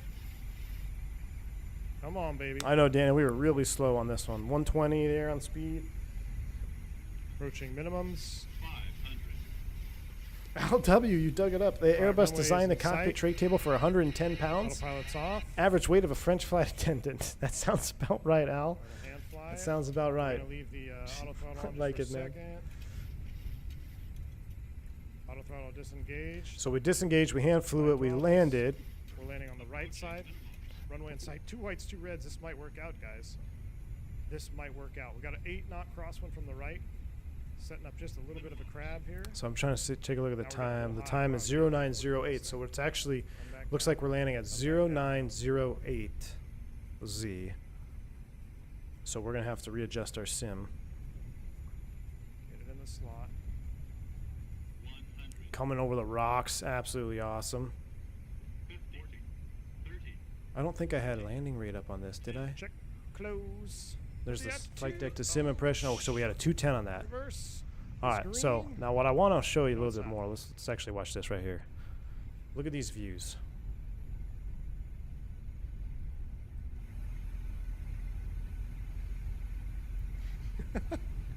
We successfully juicified the chat. 100% pure non-pasteurized juice there, indeed. Season That change, was Christian. unbelievable. Ooh, That you're was right. just- Hey, Phoenix devs. The pressure is on, my friends. Because this is hard to believe that, I don't know how this can get better unless it was an Airbus.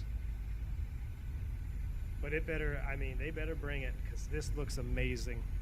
These views So this looks with like it the was wing just textures prior to and the sunrise, shine off the wing. But it'd be pretty close. Can someone look up what is sunrise in Rio right now? That's probably what we need to look up. Here we go. We'll watch the touchdown from here. But I mean, just unbelievable. I didn't want to float. What was the landing rate? Anybody even know? So I I think don't, it so doesn't we pop had a up on my- 210. But I mean, look at that. Look at that, guys. That's coming into Rio, fully configured. We do have a payware scenery for this. 0608 local. All right, that's good. 0608 local. So we're going to have to figure out how to translate that to Zulu, but we'll get that down. But I mean, just... I know obviously in the replay mode you can adjust the time a little bit. But I mean, this is what I'm talking about. This was the stream. This was the moment that I said, hey, we're going to be at Microsoft for a long time to come. Rewind and look at the reflection of the mountain in the water. Let's see if I can, hold on, let's look at this right here. Oh, right there, look at that. Look at that. That's crazy, man. So this, in the replay, the sun got a little bit higher, the lights turned off. I mean, what's so cool about it in this gold livery is the orange of the livery is about the same as the sunrise. What does gold mean? Is that a stand for something in like Brazil? Is that, or does that just stand for something? I don't know if it was like meant sunrise because it would make sense. Look at that. Look at that right there. I mean, that's straight out of the Microsoft Flight Simulator trailer footage. And that was before I had my 3090. That was on a 3070 or 1070. Was that on a 1070? That was on a 1070, guys. That was on a 1070. Oh, it's just what you say when the soccer team scores. Goal. Okay, makes sense. Obviously, I knew that. But, all right, so that's what we're going to try to recreate today. Look at the water. We'll just watch this, and then we'll be done with it. Dimitri says, is it possible in future streams to outline the technique on capturing the glide slope from above on approach? Absolutely, Dimitri. And actually, Airbus has come out, and they've kind of modified that technique now. I did a video on glide slope from above a while ago. And we used to come in at flaps 2 160 or flaps 3 160. Now it's gear down flaps 3 160. That way, as soon as you capture the glide slope, you can nose over at vertical speed 1500 and you won't accelerate. But yeah, we'll talk about that definitely in future streams. We're not going to have an ILS on this one, unfortunately, but that's it. This was the stream where the moment was created in my mind that said, hey, we're going to take this sim for a long time. I mean, we're going to be flying the sim for a long time. So, all right, let's come back here. How we doing? Let's take a look at where we're at. Let me get the everything else going back here. Go here.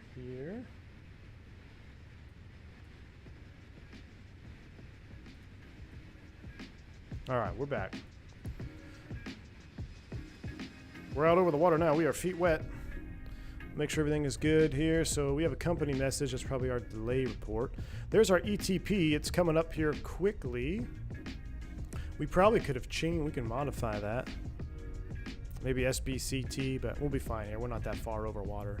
I'm actually going to put terrain mode on ND so we can kind of see how far we are over the water. I like to do that in real life as well. It's a kind of a real world technique of mine.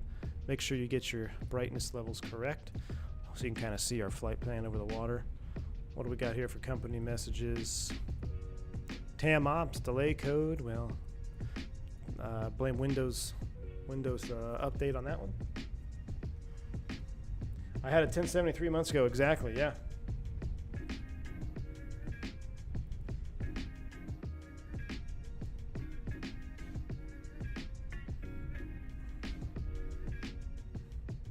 Oh, that reflection, eh? Did Azoa fix the CTD issues with the servers? Alexandra, I'm crossing my fingers. I haven't had anything just yet, man. Crossing my fingers. Haven't had any issues yet. How are we doing on time? It's 1:30. We're looking good. So 0908Z is still sunrise. That's what we couldn't. Sunrise in Rio is 0308. Or no, 0908. Okay. 0908Z is when we want to be landing. So we're going to change. Once we get maybe like to FIDO, then we'll change the sim to reflect as close as we can. And then we're going to come down here and we're actually going to modify our flight plan for an RTA, which if I can remember how to do that, I believe it's over here. Do we have RTA modeled? There it is. RTA. So what we're going to do is we're going to select a waypoint and we're going to select a specific time that we want to meet that waypoint, which will obviously be 0908.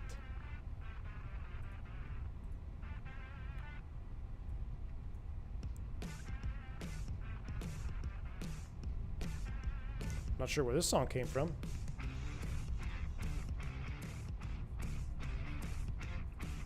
A little heavy for this stream, but I like it. I like this song. Doesn't really fit right now, but I'll definitely mark it for later.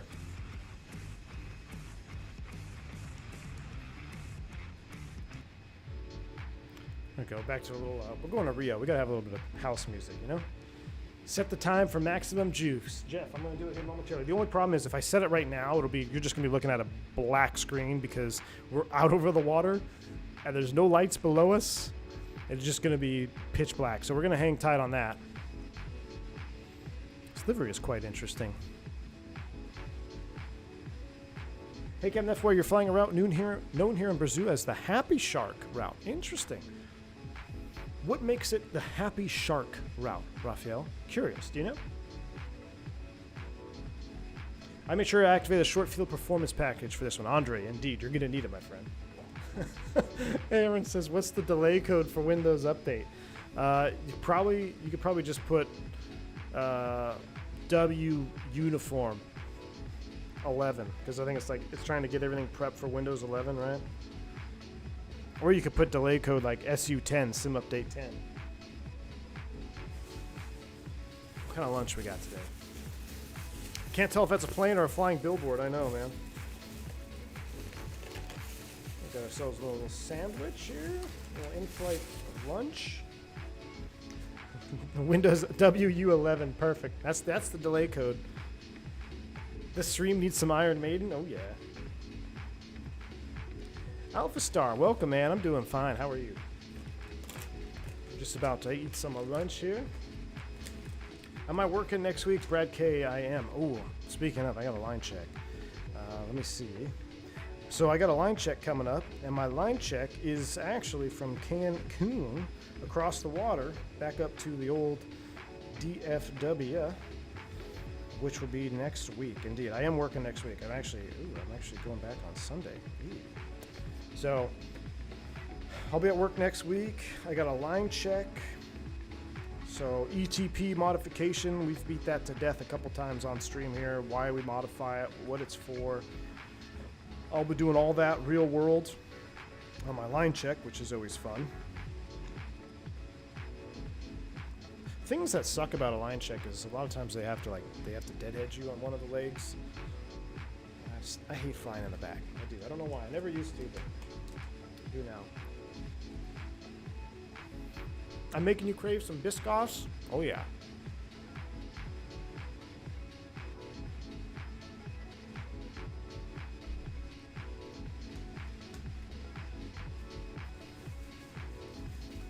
Rex Royce, great question, man. How long do you think it would take to enjoy DCS? You're going to enjoy it, I think, pretty much right off the bat. And let me tell you why. Start small, Rex. Like, I know you want to get the F-16, looks fun. Here's my technique for DCS to get the most enjoyment, in my personal opinion. Buy one module, which in DCS airplanes are called modules, and master that module before flying other stuff. Now, I'm not saying you can't have fun if you just buy a bunch of modules and you just know how to do basic stuff with all of them, because that's pretty much where I got to. But for the longest time, I would just buy one module and I would fly nothing else but that module until I mastered it. And I'm talking about all the little subsystems and all that good stuff, because it's phenomenally complex on that simulator. And but what I would do when you're just getting into it, you get a free map, you get Caucasus, there's some free airplanes. I think you can, like the FC3 airplanes. I wouldn't mess too much with the FC3 airplanes. What I would do is I would get the free map, the Caucasus map, and then get your F-16, go through all the tutorials, don't get distracted, do a lot of single-player stuff, all the training missions, and I think you're going to enjoy it. Then if you really want to have a ton of fun, branch into the multiplayer server, multiplayer version of it, and it's addicting, man. The Digital Combat Simulator is probably one of the best. I would say DCS is the best simulated aerodynamically of all the sims. I mean, it beats X-Plane by a mile, it beats Microsoft by a mile, it beats P3D by 5 miles. There's something about the fluidity and the drag coefficients and how they've been able to really nail that in that simulator. A ton of fun. Ton of fun.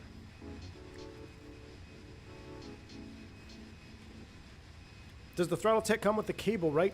Mickey G, no. The Throttletek, oh yeah, it does not come with, yeah, you're correct. Sorry, I misread your question.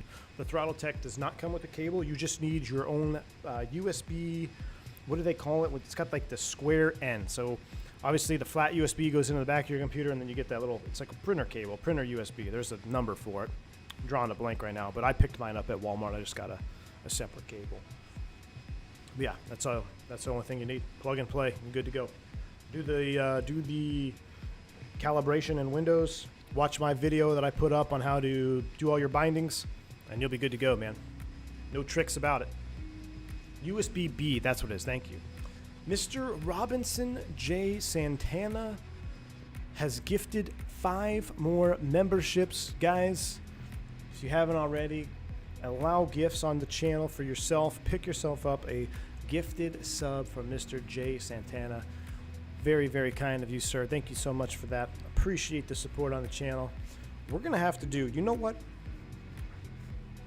I don't want to make promises, but tomorrow, because I keep promising I got to do my podcast for the members and stuff.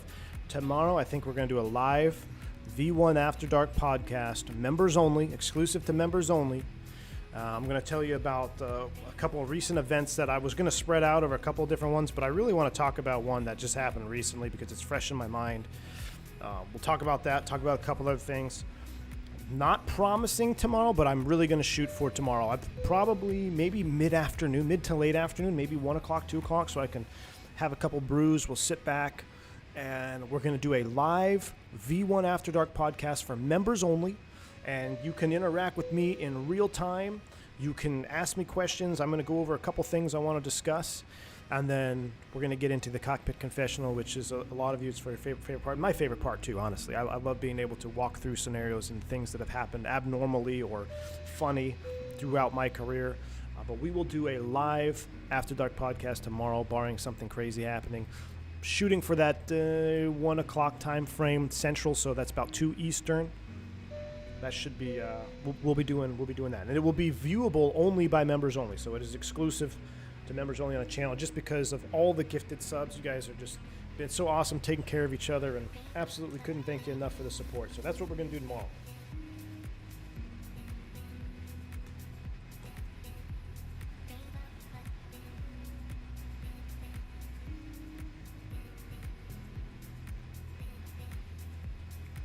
Anthony Teal, yes, that's what we're going to discuss, the rain escapades, absolutely.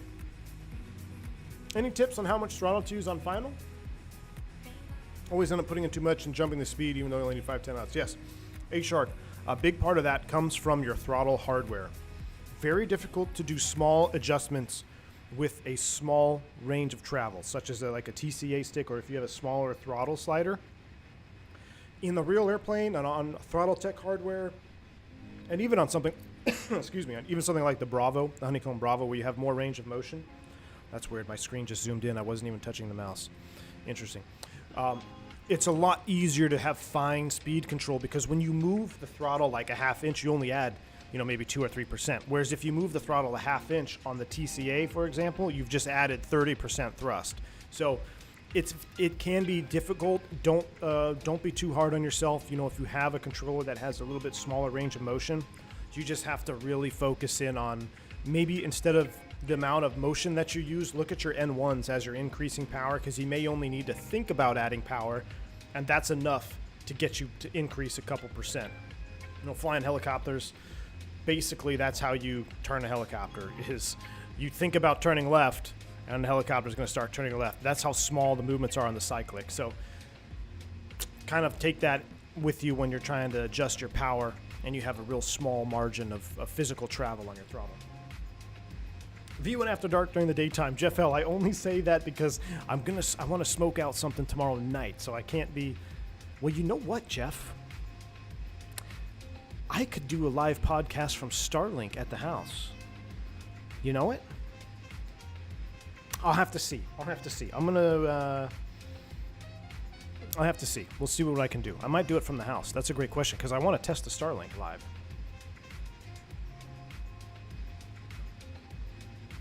What happens if you press the expedite button? You're going to go to MMO or VMO, and you're going to descend, or you're going to slow to green dot and you're going to climb. So typically we don't use it where I work. We're trained not to use it because it's just very abrupt. I mean, you can do what the expedite push button does manually by just selecting the speed knob and either speeding up or dialing it back. So we don't use the expedite push button just because it's so aggressive. It's kind of uncomfortable for the passengers, but that's what it will do. It'll either give you MMO or VMO speed or green dot in the climb out.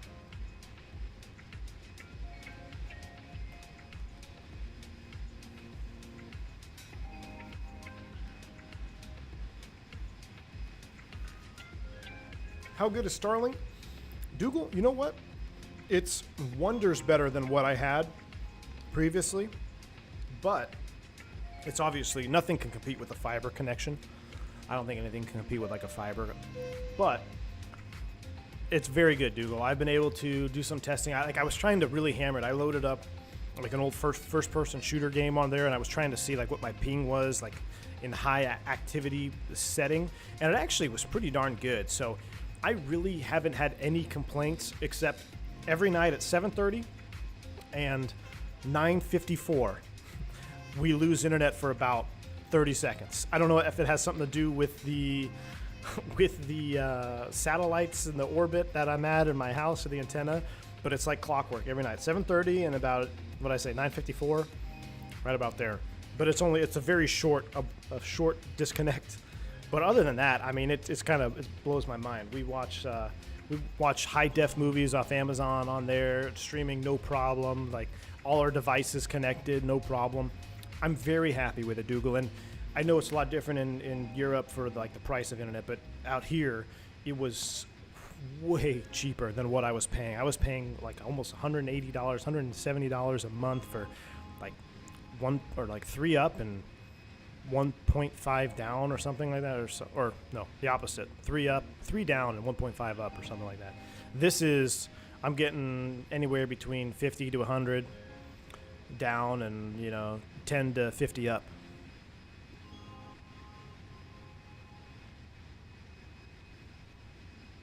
Remember who put you on the Starlink? I have not forgotten, Mr. Ginar Hofen, and yeah, it's probably a very temporary lack of satellite coverage.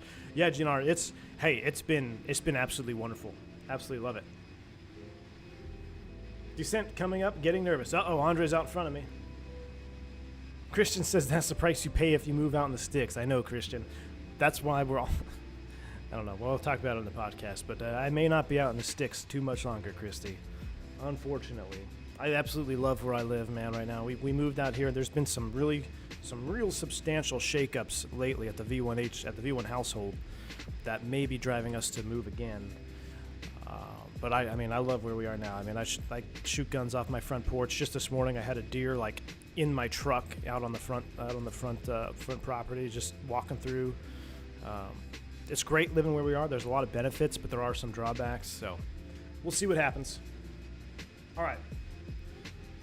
We're going to have to set up, let's get into this RTA thing, and let's set up the sim. So,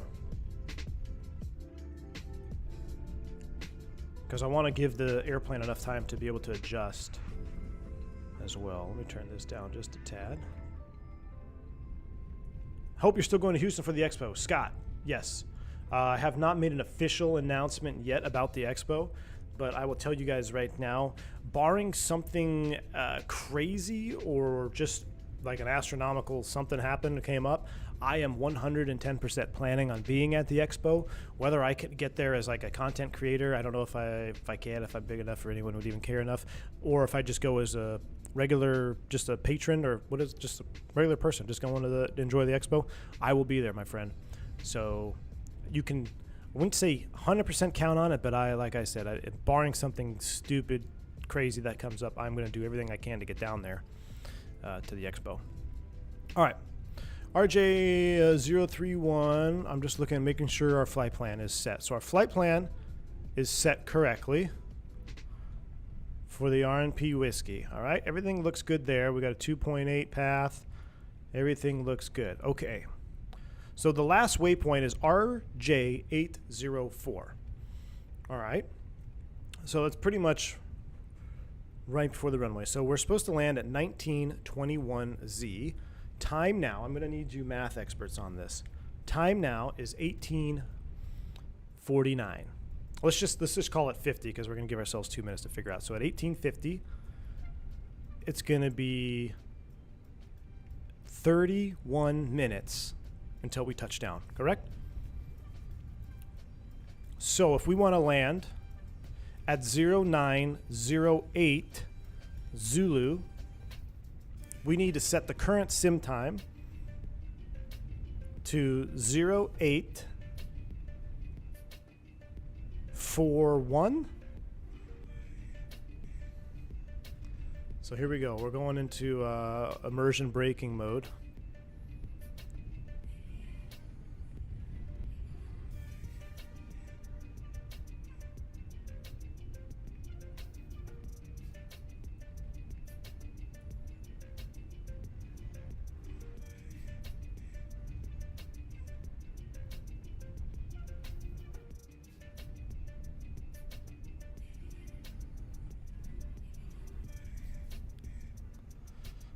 All right, let's just see now. I got it as close as I could. So it's 0839. Now maybe we can use the RTA feature now. So we're gonna give it a second to reload it, to recalculate itself. Wow, I need to get the dome light on. Oh my goodness, I can't see. Dome light. What's the flashlight button? What's the flashlight button? Hold on. I know there's got to be some. There's a knob down here somewhere. Where are you at? Floodlight? Alright, there's a floodlight here somewhere. Is that it? Nope. I literally can't see anything. Just click stuff. Oh no, I know there's an FO floodlight right here somewhere. Well, there's the transponder. It's got to be above the transponder. It's like it's right here. There it is. All right. Hey, we got one. All right, let's light it up. Let's light it up. Here we go. All right, now can I see my overhead? I still can't see my overhead. Son of a gun. Is it L for flashlight? Oh no, I just hit L for all lights. Did I just turn all my lights on? I did. Oh, now we're all dark. There. Oh, here we go. Here we go. Here we go. Flashlight is on. All right. Hey. Dome light. Now I can do left alt L off. Let's get the regular lights on. Beacon needs to come back on. Strobe needs to come on. Nav light can come back on. All right, we're back. We got it. We got it. We got it. Pro pilot credentials on the line. All right. So, enter destination data. All right, hold on. Right now we're landing at 0910Z. All right, so before we do that, we're going to make an RTA over the last waypoint, which was RJ 04.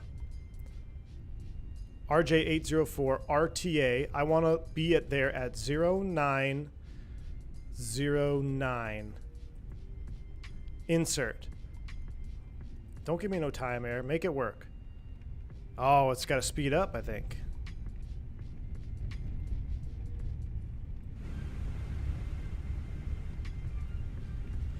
Runway 20 left is active. Uh-oh.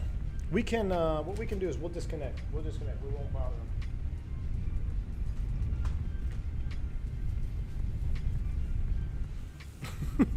Christy, I found it, man. Come on.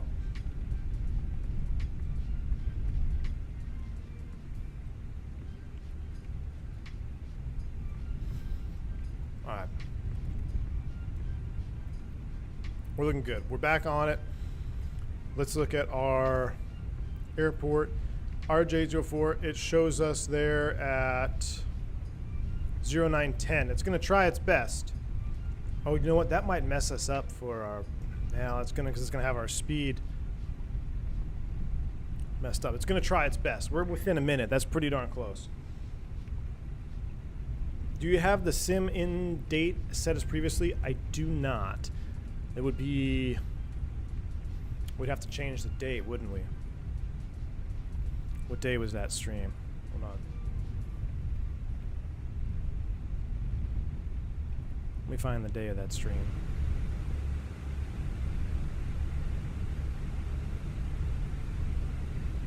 May 10th? Thank you. Was it really May 10th then? Wow.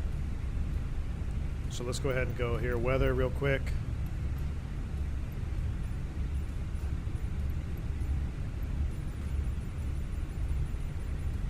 May 10th. Set. Beautiful. Is this going to mess with the weather? I don't think it will mess with the weather because live weather is still active. All right, but we do need to actually start prepping for the approach here. Let me pause the music for a little bit. We've done all this so far. Why are we shaking? Are we in turbulence or something?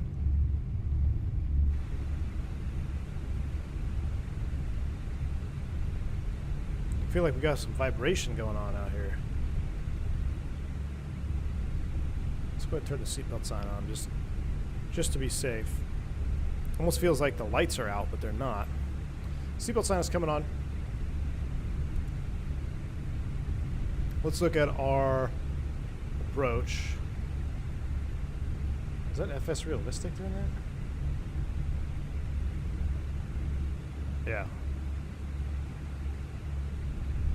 Oh, it's because we're approaching our... It's because we're so fast. It doesn't like being at 8.1. Yeah. Because we're doing Mach 8 too. I changed the time because we're recreating a flight that we did on May 10th. And we're trying to recreate the amazing sunset arrival. RJ032 is at 2700, so I'm going to just set 2700 down here right now, because I will probably have to disconnect from VATSIN.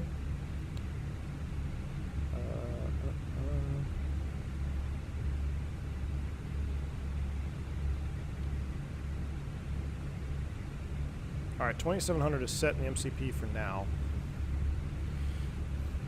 Or FCO, geez, too much Boeing stuff. RNP Whiskey into Rio de Janeiro. A, B, C, and D cats. RNP .1 required. The DA for a Category C aircraft is, the DA is 305 feet with RNP .1 required. So let's go over here. Next page. 305. That's in the barrow. Let's look at the weather in SPRJ right now. It is 190 at 10. Ooh, we're going to be doing this with a tailwind. That's going to be really spicy. 190 at 10. Temperature is 25. Is that our decel? It is. Let's go ahead and start down. Mach descent. We're starting down a little bit early. And the QNH down there is 1017. So we have a 10 knot tailwind limitation, probably 5 knots on this approach.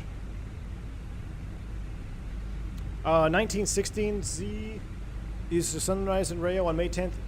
That sounds right, because we landed just before sunrise. It wasn't quite sunrise yet. The sun hadn't come up yet, so I think this is going to be just right, Zephyr. Thank you, though. I think we're going to be okay here. And hey, at the end of the day, we can always we can alter it slightly, but I think we're looking good. 25. What did I put into? Oh, 5. Chris, good catch, man. It's probably closer to 5 on May, right? I don't know. 25 is set. We're coming down. We're going to do... GLIT is at 6,000 feet. 4,800 is mandatory. All these are mandatory. We got some mandatory speeds here, or max speeds, at 140 and 175. So we're going to be slowed down, pretty much fully configured before hitting RJ032. Because I think... Yeah, max 140 at 801. This is max 160. So I tell you what, we'll probably be doing 160 knots here at RJ032. Probably config flaps 3. It's not a super steep slope here. It's only 2.8 glide path angle. Remember, it's not a glide slope, it's a glide path because this is an RNP approach. We don't need to have our LS push buttons on this particular approach because we're doing RNP. We're going to use the RNP minimums of 305 a DA. We don't have to add 50 feet. 0.1, we should have that, no problem. Touchdown zone is 9 feet above sea level. That's going to be perfect, so everything else looks good. We'll be stable by 2,000 minimum. All right. Let's see how we're doing down here in our 0909. So it looks like it's going to make it just fine. I think we've got enough speed on it now, so I think we're going to. This might work out. No bird, Mr. Martini. What I will do though is we're going to let the RNP fly it. Now this is how I've been doing it lately in the real airplane on an RNP approach. Once you get to the bottom or the final or your minimum descent altitude, and you're going to descend below that or the final approach fix, depending on how your operator instructs you to do it. Either way, at some point you're going to be turning your flight directors off, because if you think about an RNP, you're basically going to be shooting out of the bottom of a straw, and then there's really nothing else to track after that unless it's depending on the type of approach. And for this one, and because I hand flew the PMDG, I'm going to turn off the second flight director once we get close. That way when I want to disconnect, I can just turn off my flight director and use the bird mode, probably sub 500 feet, and manually land the airplane. But yeah, in real life, you would not really use the bird until you were disengaging the autopilot and the flight directors. And you don't even have to use the bird, really, but I mean, that's just a technique that I use. I think the bird is a great situational awareness tool.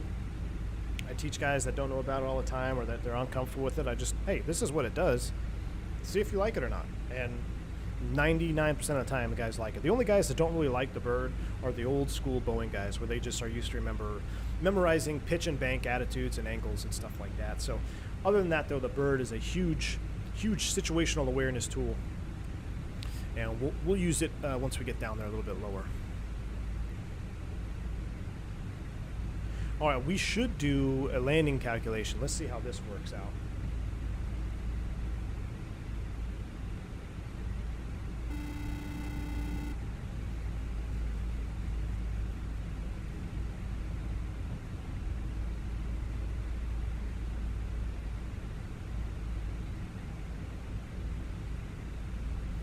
Fly with Henry.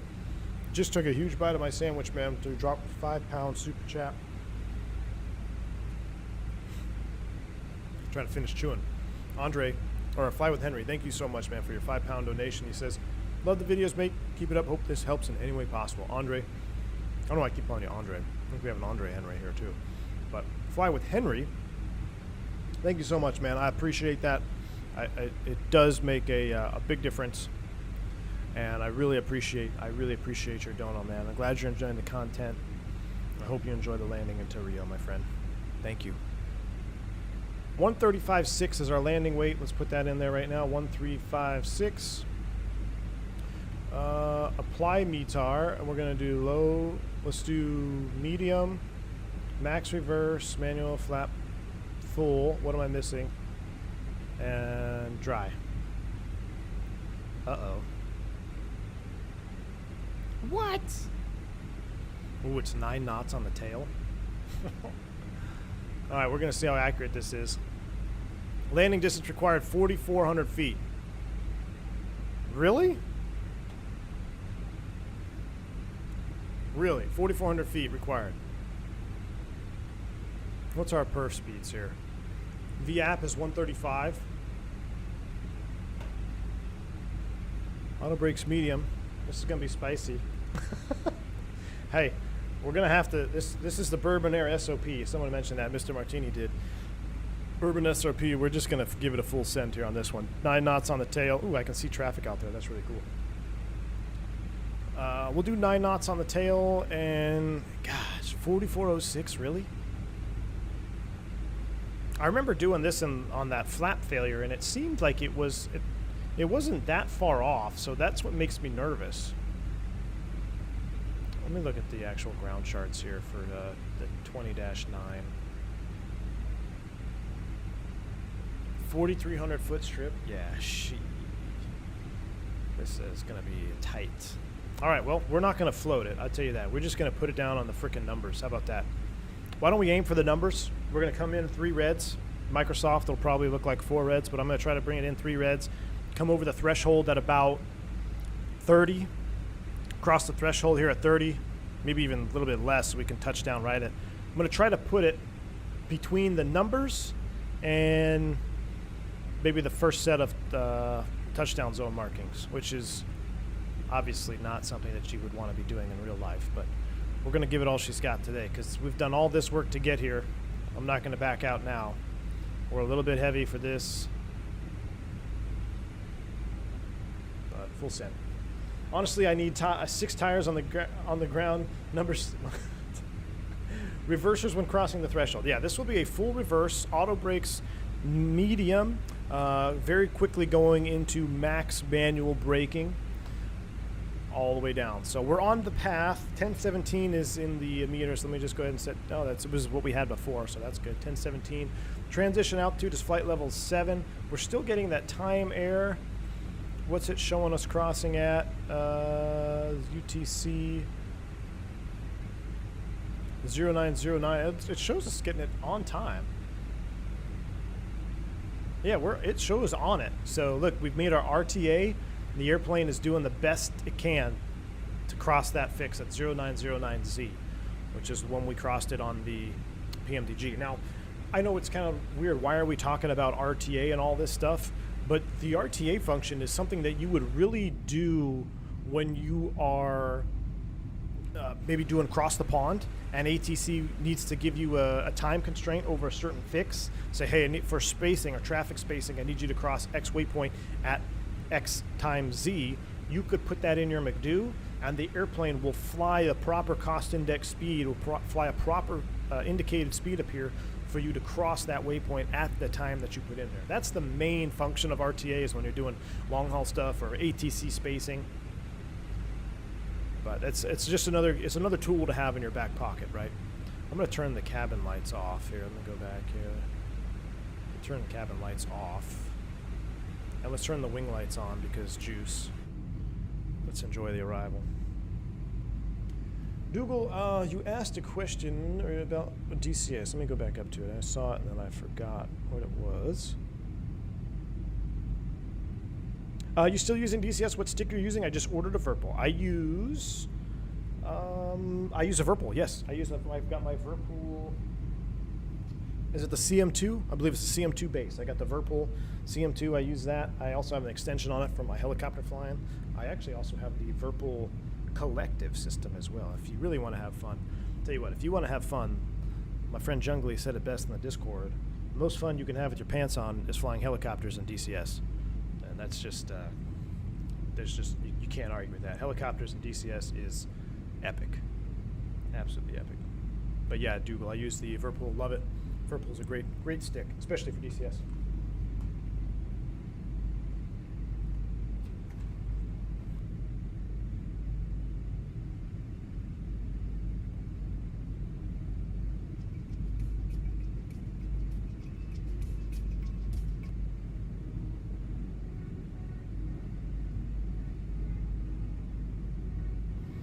All right. How are we doing on time? 2 o'clock. We're looking good. Why do you have to fly helicopter with your pants on? Well, that's because I got to drive home after, man.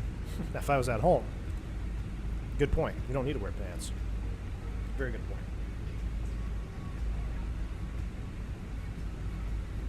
All right, because everyone else is coming in here, I don't want to mess everybody else up.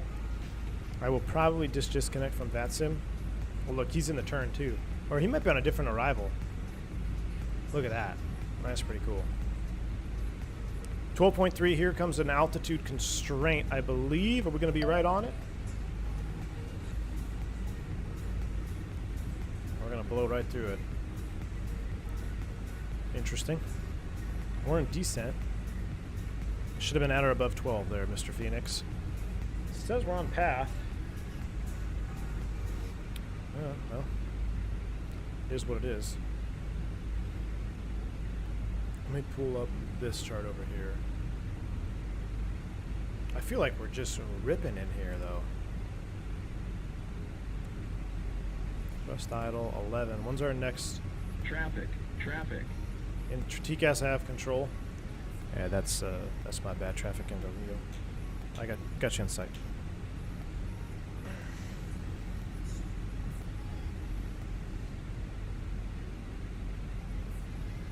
It might be having some difficulties. You're absolutely right. I'm going to pull myself from VATSIM there so we don't conflict with everybody. Let's get some spoy brake action out. Let's get the tiller cam on. Let's slow her down. Let's get replay mode ready.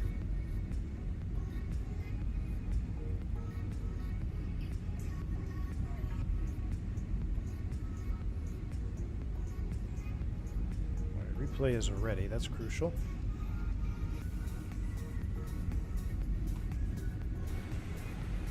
Coming up on 10,000 feet. Let's get our lights on. Is that in position 1? It is in position 1. All right, cool. Lights are on. We're out of 10,000 feet. We're going to leave it in managed speed for now. Let's go ahead and stow the speed brake. 250 knots. We are approaching RJ308, which is still out on the arrival, I believe.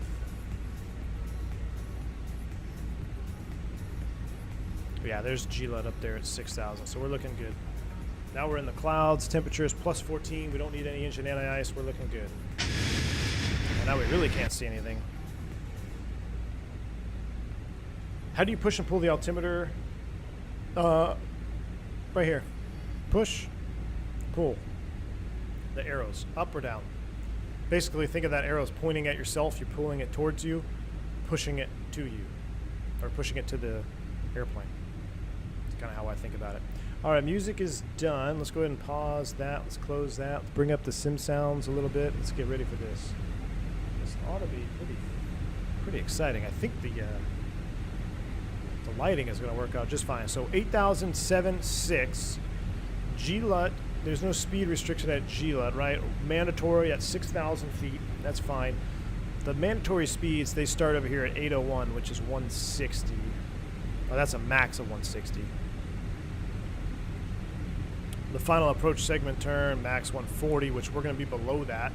That's something that you want to look at. You know, that max turn there on final is 140. Right now we're at 135, so we're close. We're close.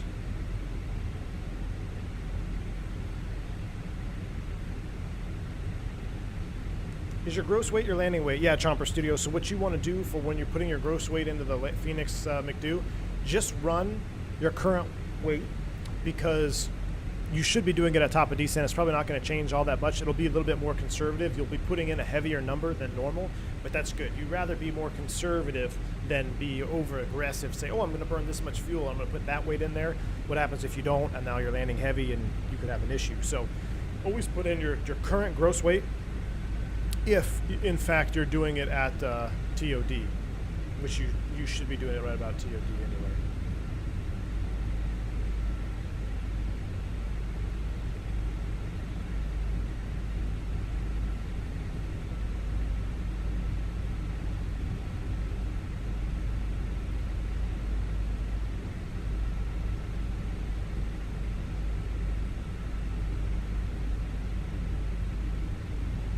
Gotta get a better setup here.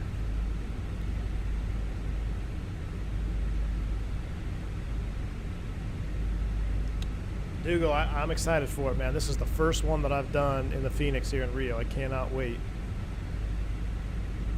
All right, we can go ahead and actually arm the approach now. We're approaching the initial. So we have app nav, final is blue. Let's go ahead and press the magical B key. 1017 is set. I'm going to take control of the speed here momentarily. Matter of fact, why don't we just go ahead and select speed right now, 230. And let's activate and confirm. We're activated and confirmed. We are speed, final lap. We've already captured the brick. Ladies and gentlemen, get ready as we approach Rio de Janeiro. This is going to be epic. I don't think the clouds are going to ruin it. We're going to step down and we're going to be able to see a little bit more.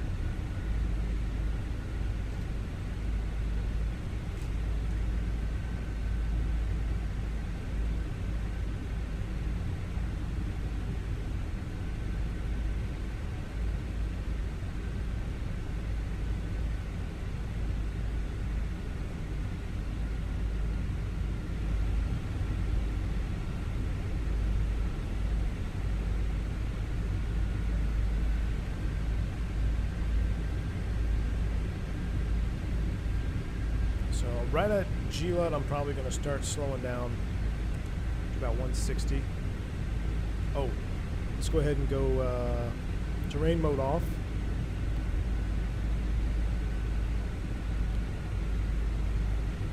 Terrain inhibit, check.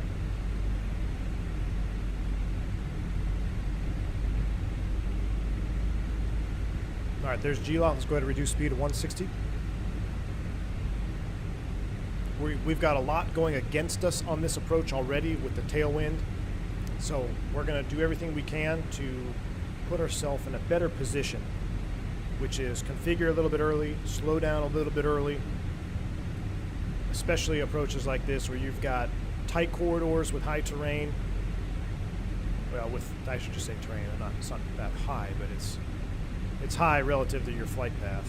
There's VFE next, -10. We'll go ahead and extend flaps 1. Let's go ahead and start the configuration. We get a status message, JipWiz terrain. That's normal. We have it inhibited. Clear status. Now, because we're already on the path clean, we're probably going to need to just ride a little bit of spoid brake on the way down here. Let's ride a little bit of spoid brake. Let's get our speed back. Let's get some drag out there. Flaps 1 can really kind of screw you because you get approach idle and you get a ton of lift. It doesn't really slow you down with flaps 1. So try to get into that flaps 2 if you can. That's when you start to slow down a little bit more. You can see here the airplane's even, it almost made it worse when I went to flaps 1. Popped the slats out, approach idles came up. But now if we go to flaps 2, we'll get some drag out there on the wing. Now we're going to start coming down. Have you ever landed with a 10 knot tailwind? Yes, I have. And it is a max. That is the max tailwind limitation for a normal landing in a 320, Danny, yes. Now on this airport, I imagine the tailwind limitation is probably closer to 5 knots because it can be dependent upon the airport as well. Let's go ahead and select flaps 3 while we're at it. That way we're prepped and ready for the next one, right? Flaps 3, gear up. We're at 160 knots. We've already captured the final lap path. I will start recording at RJ031. Actually, I think we've got a little bit of ways to go yet. Just wait.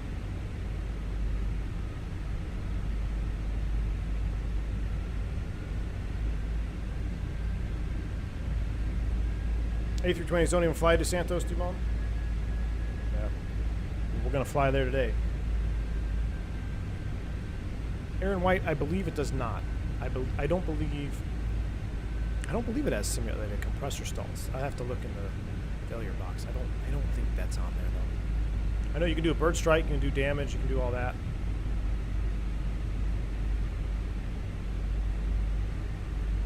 All right, here we go. I can see the rock. Oh, this is going to be epic.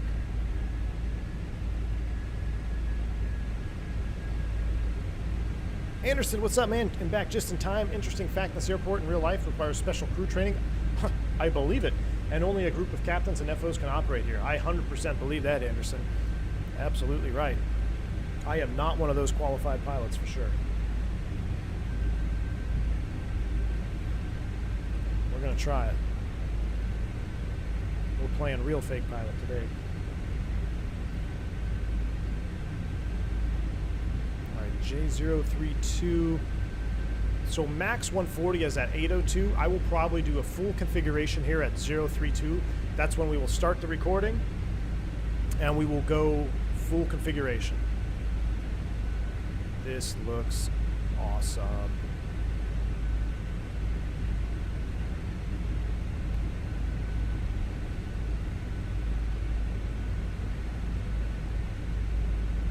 Look at that. What's the name of that rock again? It's on the chart, I thought.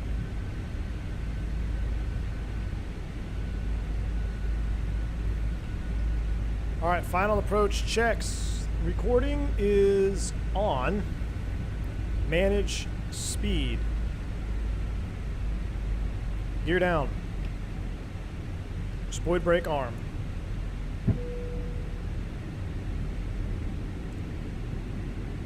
Flaps full. Oh my goodness me. Here we go. There's a stadium down here that we're going to go over to, which is epic.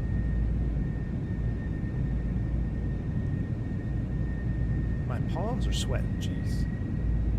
I normally don't get sweaty palms on this. I'm actually starting to sweat this one a little bit.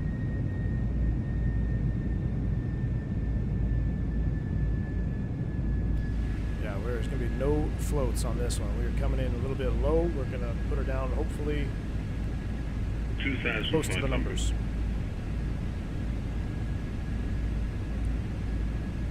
All right, we're final lap. If we balk this landing, we got to go around. It's a super tight right turn out here. There's a speed limit 175. We're climbing up to 5,500 feet on the go. If we got to do it again. 5,500 feet is set. Blue. Lights are on. Confirm. Confirm. Landing checklist. Cabin crew advised. Auto thrust speed. ECAM memo. Landing all green. Landing checklist is complete. Ladies and gentlemen, welcome to Rio de Janeiro. Goodness. Taking side bets on a go around. I did turn the terrain off, correct?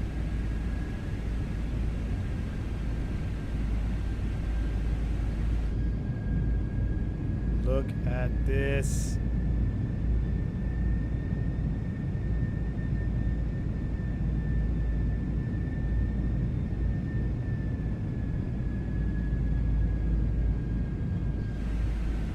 This is unbelievably epic. I know we've got the replay to watch. Oh my god, screenshot. This is the full juice, my friends. Oh my. Look at Max Juices in chat. Alright, let's pay attention. We've got replay to watch when we come back around, so I'm gonna go ahead and turn off one flight director. Is that hopefully won't screw up anything? Alright, we're 1 FD dash. That's good. A little bit of burble coming in over these mountains here. We're going to do the same thing we did before. We're going to just let the airplane fly. Once we come around the turn here, I will turn off the autopilot. I'll do the bird. Give myself the bird. We'll just bring her down. Now I got ground speed mini hurting me.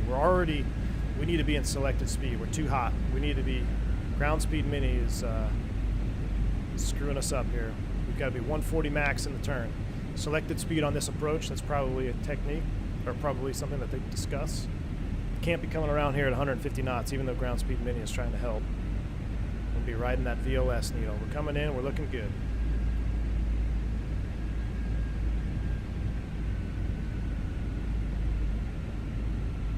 One thing I know about the Fenix, though, is it nails these RNPs. It will fly this arc like nothing. Alright, as soon as I start to see the runway, I'm going to turn my autopilot off and flight director off. 500. Look at that. In sight. Alright, autopilot off, flight director off. Give me the bird. 100 above. Gosh, that sucks doing that single pilot. Alright. We got 9 knots on the tail, so let's go ahead and slow it down. Whoa. That tailwind's really pushing us.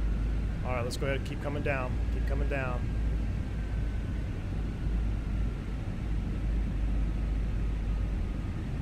$100. 40, 30, 20, retard. Spoilers. Reverse screen, decel, manual brakes. Ooh, boy. 70 knots. Oh.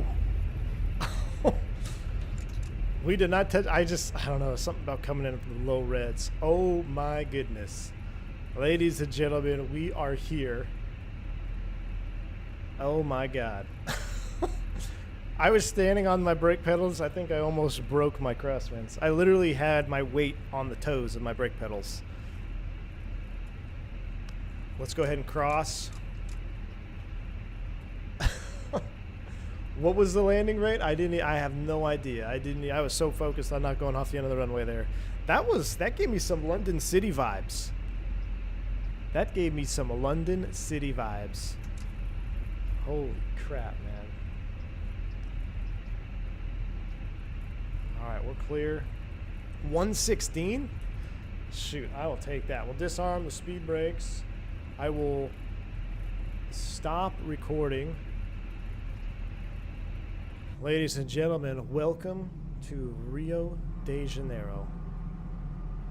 That was awesome. We've got to check that replay out. Look at the sun. The lighting is almost identical to that PMDG stream too. Wow. Dude, so pleased you caught the stream, man. Hey, I'm happy you were here too for this. This was now we really get to enjoy it with in replay mode, because I tell you what, I got a little bit of tunnel vision coming in. I was like, I just can't. That tailwind, man, I couldn't get her to come down. There's something about, like, when you fly an approach, like in real life, so I'm always flying real life approaches, right? We always got to be in the slot. You don't want to drag it in. It's hard for me to intentionally break that rule. Sometimes to my detriment on stream here, because on stream I was planning to come in a little bit lower, but I just couldn't. I don't know. Something about not wanting to put the airplane in a bad spot. But I think we're all right. I think that was pretty darn legal. But we ate up all that runway, that's for sure. At Santos Dumont, a stop is a successful landing. I agree. 100% agree. We're going to leave the lights on as we go into the gate area here. Oh.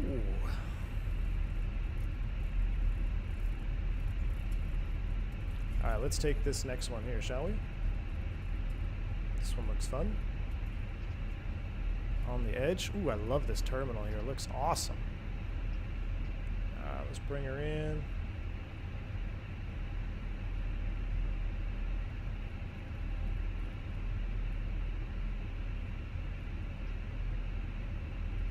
Now, it looks like there is some type of parking system. Maybe because I have my lights on, it's not working. That's all right. Let's go ahead and take it in old school way. Get ready to erp it. Let's blind some people. This is a payware scenery. I'm not sure if there's multiple ones or not. Can't remember which one it is.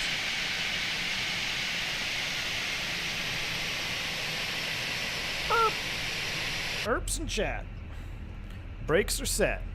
Ladies and gentlemen, we have made it to Rio. All right, let's reconfigure flaps full. Let's get rid of the tiller cam. Put you in a replay cam.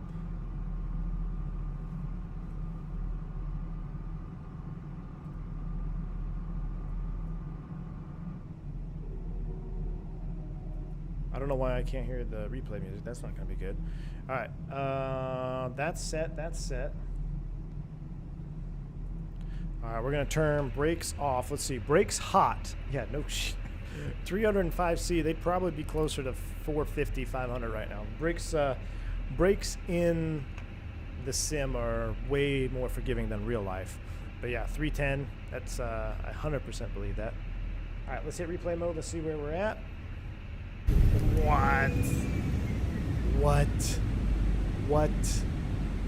Are you kidding me? Are you kidding me right now?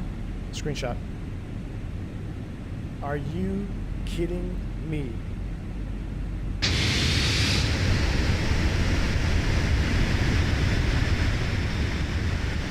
Are you kidding me right now? This is it. This is the most epic moment I've ever had in flight sim. Look at that shot. Look at the rock. Absolute fire right now, guys. Absolute fire.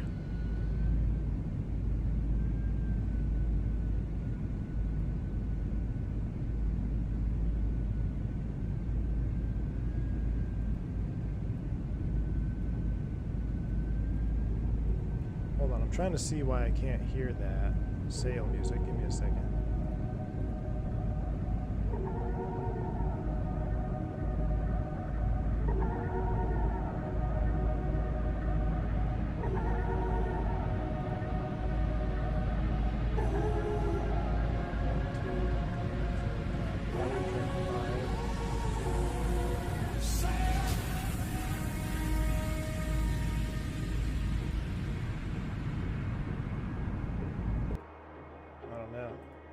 You guys can hear it. I can't. Oh well. I'll have to figure that out later. I'm gonna just stop it for now because I can't hear it. That's so weird. Look at the Ferris wheel down there. RIP X-Plane 11. Oh my. There it is. There's the shot. Screenshot. Print screen. Done. You can't even hear the sim sounds now?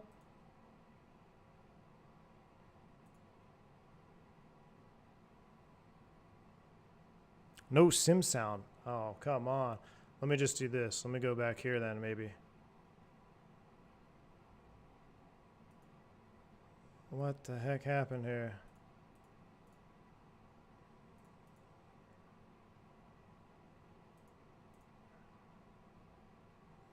No sim sounds. Are you serious right now?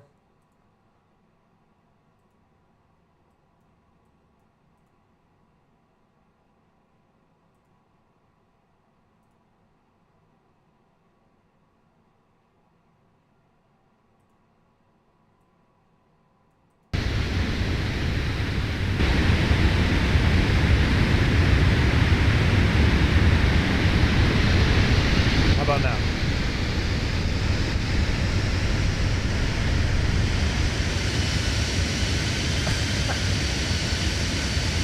Alright, she'll be back in the sound.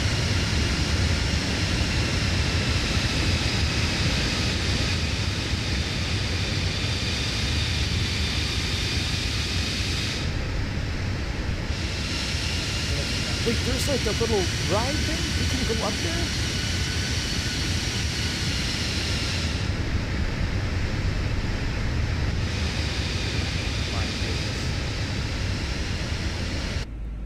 You can't hear it over the screaming engine. Sorry.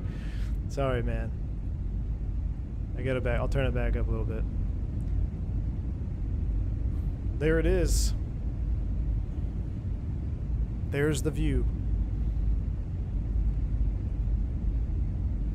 Well, I didn't know if Phoenix could beat the PMDG in recreating this flight. I didn't think there could be a better moment, but ladies and gentlemen, I think we have surpassed that moment. This is now my new favorite moment in the sim. Look at it, even with a 10-knot tail, I absolutely smoked it. Beautiful. Let's see how we touch down here. Hopefully you guys can hear sail now too. I'm ready to book a ticket. Look at the flap shaking as we come in. All right, here we go. We're coming in. We're right on it. I mean, we were like, I was trying to come in lower here. Let's see how our touchdown was. Coming in over the threshold. Not just arrest the descent. Oh my God, right on the marker. Hey, gotta love it. Gotta love it. Something about being able to perform under pressure is just addicting, and I think that's kind of what took place there. Like, we talked about it before, like some of my best landings happen in the worst weather conditions because you're so hyper-focused. I think that's what happened on this one. I was just hyper-focused on not going off the end and crushing the landing, and that was pretty darn textbook. I'm happy with that. That might be the best landing of the South America tour, considering all the factors involved: 10-knot tailwind, short runway, overweight. So, guys, I'm going to have to wrap it up here. I'm going to head out. I hope you guys enjoyed the next couple of replays. I'll play a couple of them for you, and I'll send one all the way back so you can watch the whole thing in if you want to. Thank you so much for all of the new members and the subscribers today. Remember, if you did pick up a membership, we should be doing a live podcast tomorrow. So be ready for that. All the donations, you guys are absolutely awesome. Thank you so much for the donos. Appreciate the support. Hope you guys enjoy the rest of your Friday. And until next time, stay safe, stay healthy. See yas in chat. I'm V1. See you.